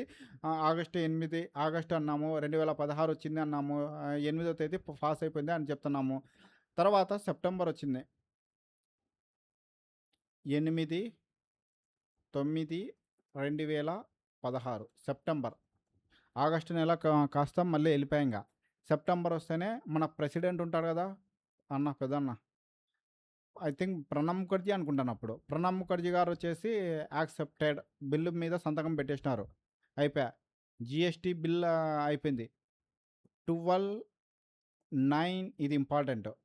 2026 సెప్టెంబర్ 12, 2016 జిఎస్టీ కౌన్సిల్ ఎగ్జిస్టెన్స్‌లోకి వచ్చింది. జీఎస్టీ కౌన్సిల్ కూడా ఎగ్జిస్టెన్స్‌లోకి వచ్చింది. జీఎస్టీ కౌన్సిల్ ఏమన్నాను? ఆర్టికల్ 279 ప్రకారం ప్రెసిడెంట్ అనేటువంటి ఆయన ఒక జీఎస్టీ కౌన్సిల్‌ని క్రియేట్ చేస్తాడు అన్నాను కదా! సంతకం ఇక్కడ అయిపోయింది కదా! సెప్టెంబర్ 8వ తేదీ అయిపోతేనే 12వ తేదీ కల్లా రాజ్యసభ అయిపోయింది. ప్రెసిడెంట్ సాబ్ వచ్చేసి సంతకం కూడా చేసేసినారు. ఇంకా జీఎస్టీ కౌన్సిల్ అన్నటువంటి ఏర్పడిపోతుంది. ఈ జీఎస్టీ కౌన్సిల్ వచ్చేసి ఫైనాన్స్ మినిస్టర్ వచ్చేసి ఒక చైర్మన్గా ఉంటాడు. ఇతర ఇతర కాదు, ఇండియాలో ఉన్నటువంటి ప్రతి రాష్ట్రాల యొక్క యూనియన్ టెరిటరీస్ యొక్క ఫైనాన్స్ మినిస్టర్ వచ్చేసి అందులో మెంబర్స్గా ఉంటారు.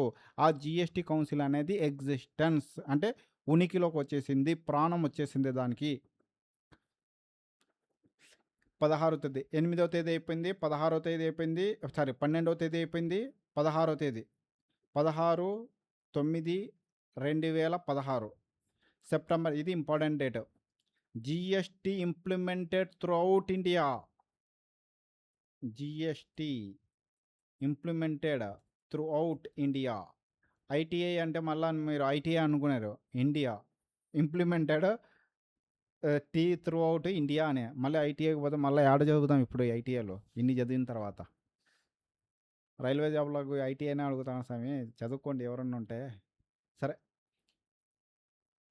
16/9/2019 సెప్టెంబర్ 16వ తేదీ 2016న జిఎస్టీ కౌన్సిల్ అనేది ఏర్పడింది. జిఎస్టీ కౌన్సిల్ 12/9/2016న జిఎస్టీ కౌన్సిల్ ఏర్పడింది. 16/9/2016, 16 అంటే 16 సెప్టెంబర్ 2016లో త్రూ అవుట్ ఇండియా అనేది జిఎస్టీ అనేది ఇంప్లిమెంటేషన్ అయింది. ఇది గుర్తుపెట్టుకోవాలా.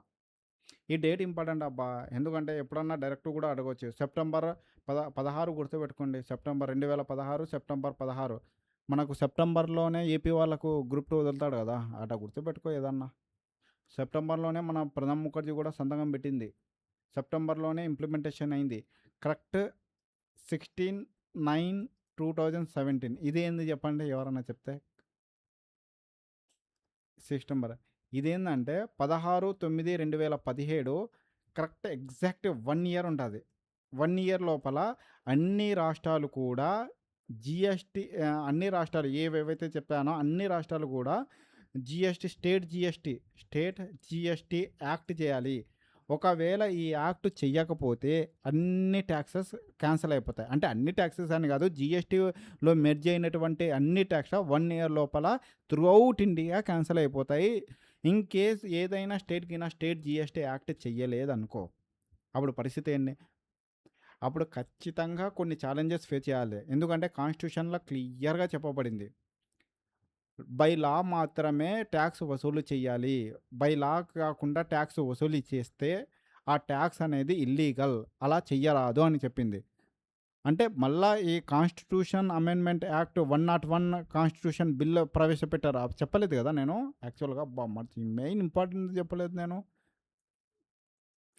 122 అనేది బిల్. ఇది bill 101 constitutional amendment act 2016.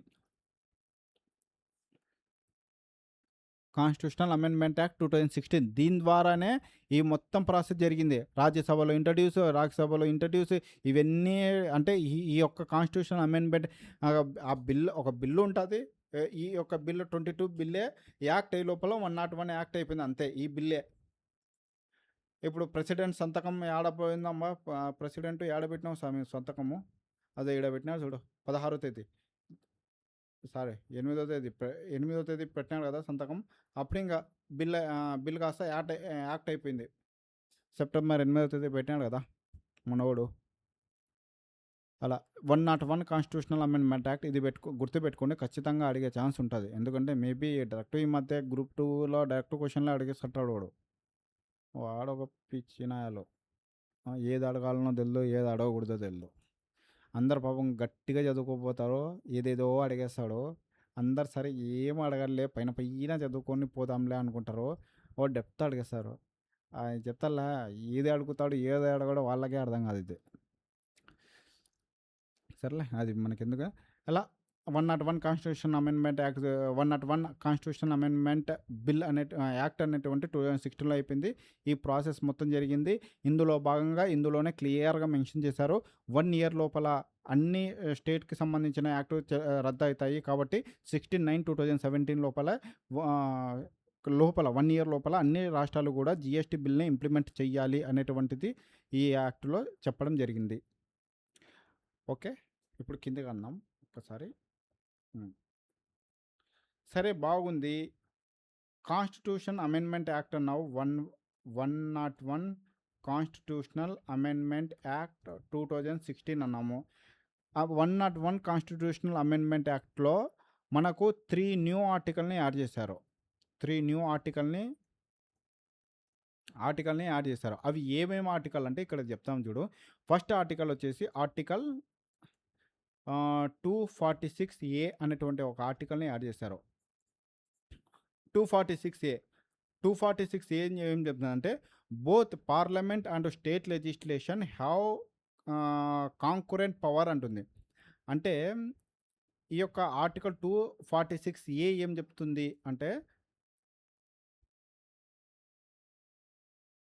Both both state union government and state government both కూడా కాంకురెంట్ పవర్స్ కలిగి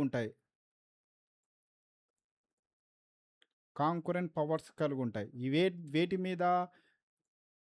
జిఎస్టి జిఎస్టి లాస్ మీద, జిఎస్టి లా చేయడంలో, యాక్ట్ చేయడంలో మేడే జిఎస్టి లాస్. ఏదన్నా జిఎస్టి చట్టాలు చేయాలన్నా, జిఎస్టీలో ఏదైనా మార్పులు చేయాలన్నా, ఏదైనా చేయాలంటే కాన్స్టిట్యూషన్లో ఆర్టికల్ 246 అనేటువంటి క్లియర్గా రాష్ట్రాలకు, కేంద్రానికి ఏమంటే పవర్ ఇచ్చింది. మీరు చెయ్యగలరు, మీరు అందులో జిఎస్టి చట్టం చేసి మార్పు ఏదన్నా చేయాలంటే చెయ్యండి అనేటువంటిది ఇచ్చింది 246.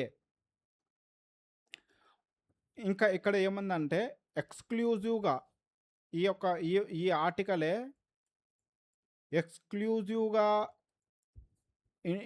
ఐజిఎస్టి అంటే ఇంటర్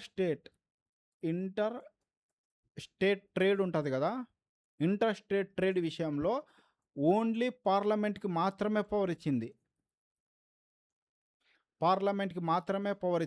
చేసే అంటే చట్టాలు చేసే అధికారం ఎవరికి ఉంది? పార్లమెంట్కి మాత్రమే ఉంది. ఏ దానికి సంబంధించి? ఇంటర్ స్టేట్ ట్రేడ్కి సంబంధించినటువంటి ఏ కాన్స్టిట్యూషన్ చెప్తుంది? ఆర్టికల్ 246 అనేటువంటి ఆర్టికల్ చెప్తా ఉంది. మళ్ళీ ఆర్టికల్ 269 అనేటువంటి ఒక ఆర్టికల్ని యాడ్ చేసినారు. 269 అనేటువంటి ఆర్టికల్ ఏం చెప్తుందంటే ఇంటర్ స్టేట్ ట్రేడ్, ఇది కూడా ఇంటర్ స్టేట్ ట్రేడ్ గురించి రిలేటెడ్ సంబంధించిన మ్యాటర్ చెప్తుంది. ఇంటర్ స్టేట్ ట్రేడ్ అనేటువంటి రిలేటెడ్ మ్యాటర్ అంటే ఐజిఎస్టీ రిలేటెడ్. ఇక్కడ కూడా ఐజిఎస్టీ ఉంది, ఇక్కడ కూడా ఐజిఎస్టీ ఉందంటే ఇక్కడ ఈ ఐజిఎస్టీ అంటే పవర్ ఇచ్చింది. ఏ దానికి పవర్ ఇచ్చింది అంటే పార్లమెంట్కి పవర్ ఇచ్చింది. ఇక్కడ జస్ట్ పవర్ల గురించి చెప్తుంది. వరా నాయర్లరా, మీరు స్టేట్లు మీరు చేసుకోండిరా, యూనియన్లు మీరు కూడా స్టేట్ జిఎస్టీ చేసుకోండిరా, మీకు పవర్ నేను ఇస్తాను అంటారా అంటుంది. 269 ఏం చెప్తుందంటే ఇంటర్ స్టేట్ ట్రేడ్కి సంబంధించినటువంటి ఐజిఎస్టీ ఉంది కదా, ఐజిఎస్టీ ఇంతకుముందు మనకు ఏముండేది అన్నాను? సెంట్రల్ సేల్ ట్యాక్స్ ఉండేది అన్నాను. దాని ప్లేస్లో ఇప్పుడు ఏమొస్తుంది? ఐజిఎస్టీ వస్తుంది. దాని యొక్క ఏ విధంగా ఉంటుంది అంటే జిఎస్టీ రెవెన్యూ అనేటువంటిది ఏ విధంగా డిస్ట్రిబ్యూట్ చేయాలి రాష్ట్రాల మధ్య, ఇలాంటి ఐజిఎస్టీ ద్వారా వచ్చిన డిస్ట్రిబ్యూషన్ ఏ విధంగా చేయాలి అనే విషయాలు, ఎలా చేయాలి అనే విషయాన్ని ఎవరు ఫైనల్ డెసిషన్ తీసుకుంటారంటే జిఎస్టీ కౌన్సిల్ అనేది ఫైనల్ డెసిషన్ తీసుకుంటుంది అనేటువంటిది ఆర్టికల్ 269 చెప్తుంది. 3 ఆర్టికల్ అన్నాను. 246 అనేటువంటి ఒక ఆర్టికల్ ఉంది అన్నాను. 269 అనేటువంటి 2 ఆర్టికల్ ఉంది అన్నాను. ఇంటర్ స్టేట్ ట్రేడ్కి సంబంధించి ఐజిఎస్టీకి సంబంధించినటువంటి revenue distribution among the central and state అనేటువంటిది చూస్తుంది అన్నాను. జిఎస్టీ కౌన్సిల్ చూస్తుంది అని చెప్పే ఆర్టికల్ ఏంటంటే ఆర్టికల్ 269. మూడోది వచ్చేసి ఆర్టికల్ 279 ఇందాక కూడా చెప్పాను. ఏంది చెప్పండి? జిఎస్టీ కౌన్సిల్, మన పెద్దన్నలందరూ కూర్చున్న కౌన్సిల్ ఇది. ఈ GST council, creation of GST council article చేస్తుంది? ఆర్టికల్ 279 అనేటువంటి ఆర్టికల్ జిఎస్టీ కౌన్సిల్ ఏ విధంగా ఎవరు president of India constitute A GST council. President of, ఇది ఇంపార్టెంట్ బిట్, ఇది కూడా గుర్తుపెట్టుకోండి. ఎవరు కాన్స్టిట్యూట్ చేస్తారు అంటే మన పెద్దన్న ప్రెసిడెంట్ కాన్స్టిట్యూట్ చేస్తాడు. ఏ ఆర్టికల్ ద్వారా చేస్తాడు? 279. ఇంటర్ స్టేట్ ట్రేడ్ అనేది ట్రేడ్ రెవెన్యూ డిస్ట్రిబ్యూషన్ జిఎస్టీ కౌన్సిల్కి అధికారం ఇచ్చిన ఆర్టికల్ ఏంటి? 269. యూనియన్ గవర్నమెంట్కి, స్టేట్ గవర్నమెంట్కి జిఎస్టీ మీద ట్యాక్సులు చేసే అధికారం ఇచ్చినటువంటి ఆర్టికల్ ఏంది? 246. ఈ 3 ఆర్టికల్ కొత్తగా చేర్చబడినటువంటి ఆర్టికల్. ఏ కాన్స్టిట్యూషనల్ అమెండ్మెంట్ ద్వారా 101 కాన్స్టిట్యూషనల్ అమెండ్మెంట్ యాక్ట్ 2006 ద్వారా 3 న్యూ ఆర్టికల్ చేర్చడం జరిగింది. అది గుర్తుపెట్టుకోవాలి.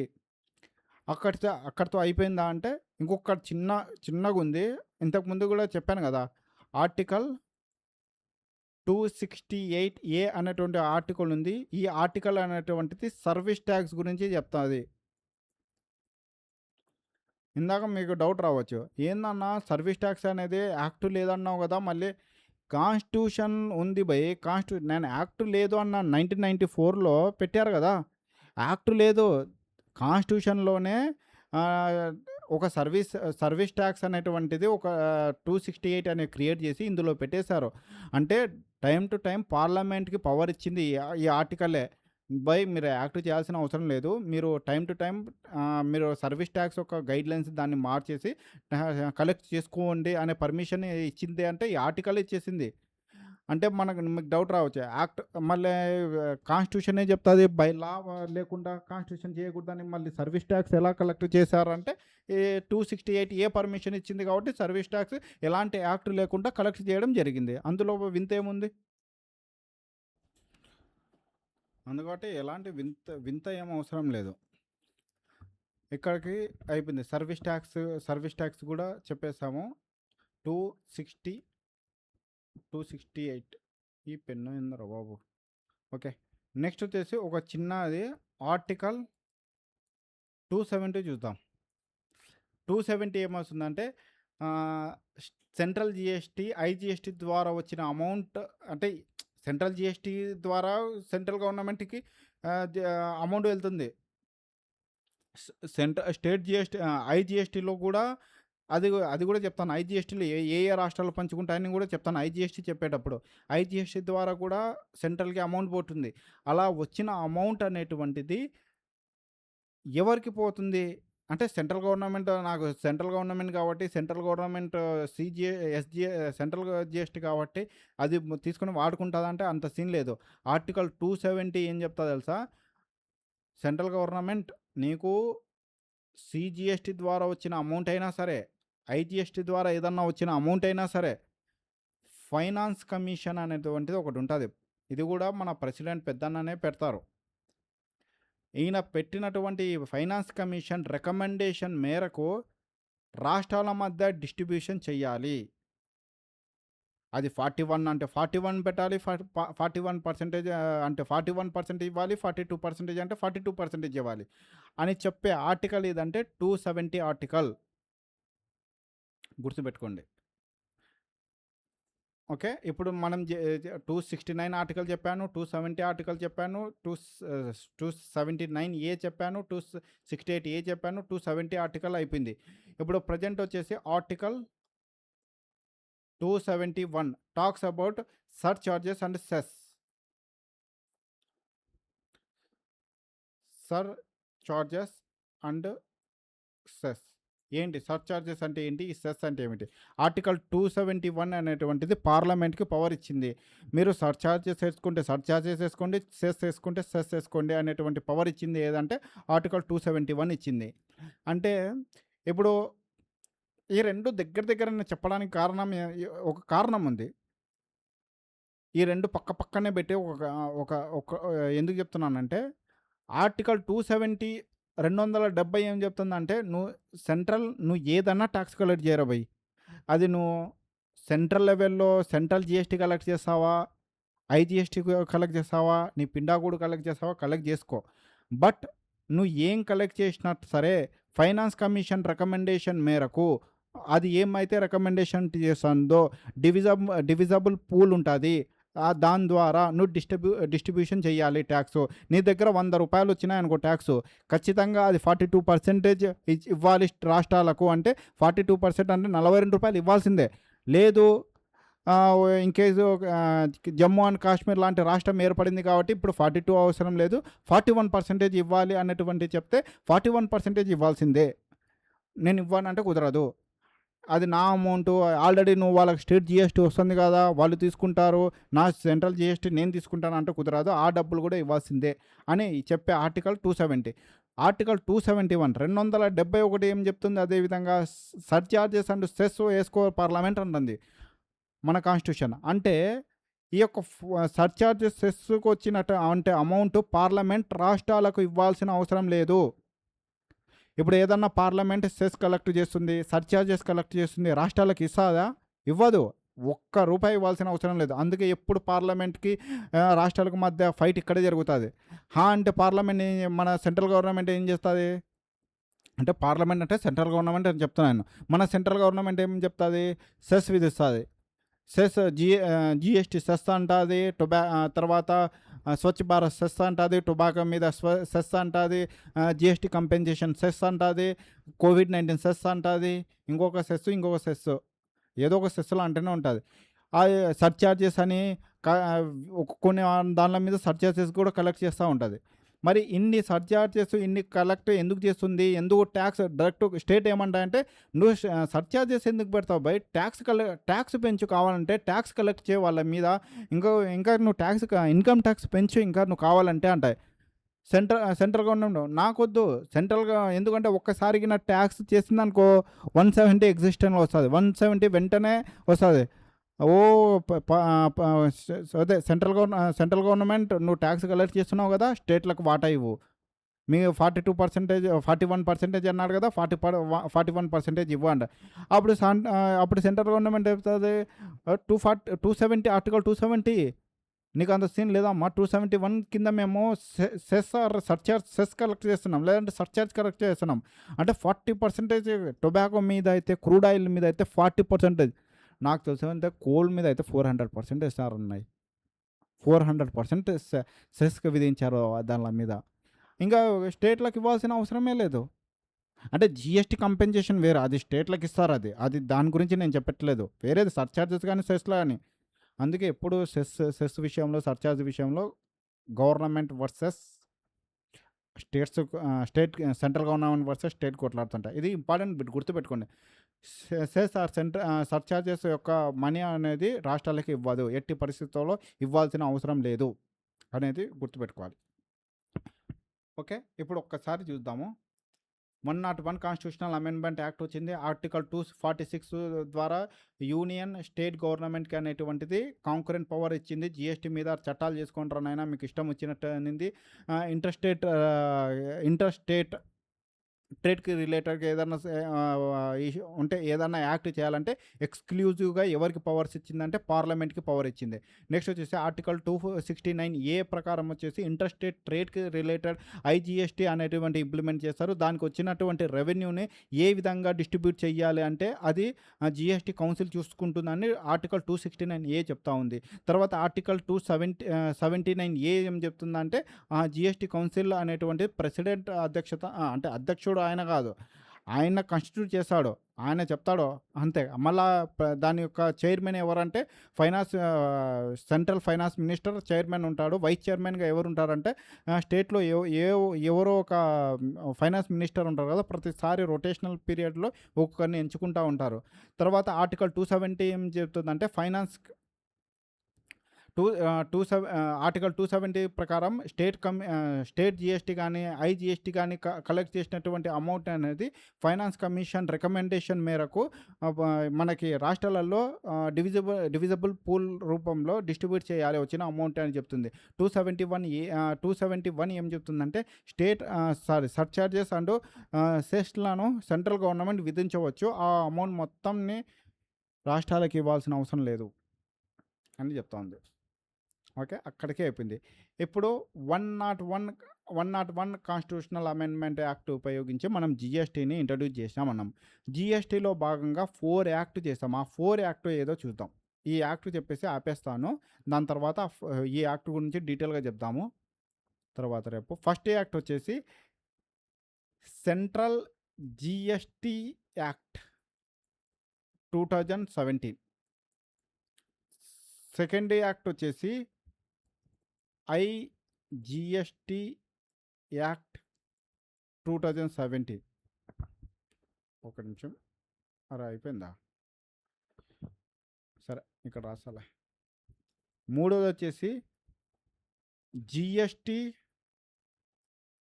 Compensation to state.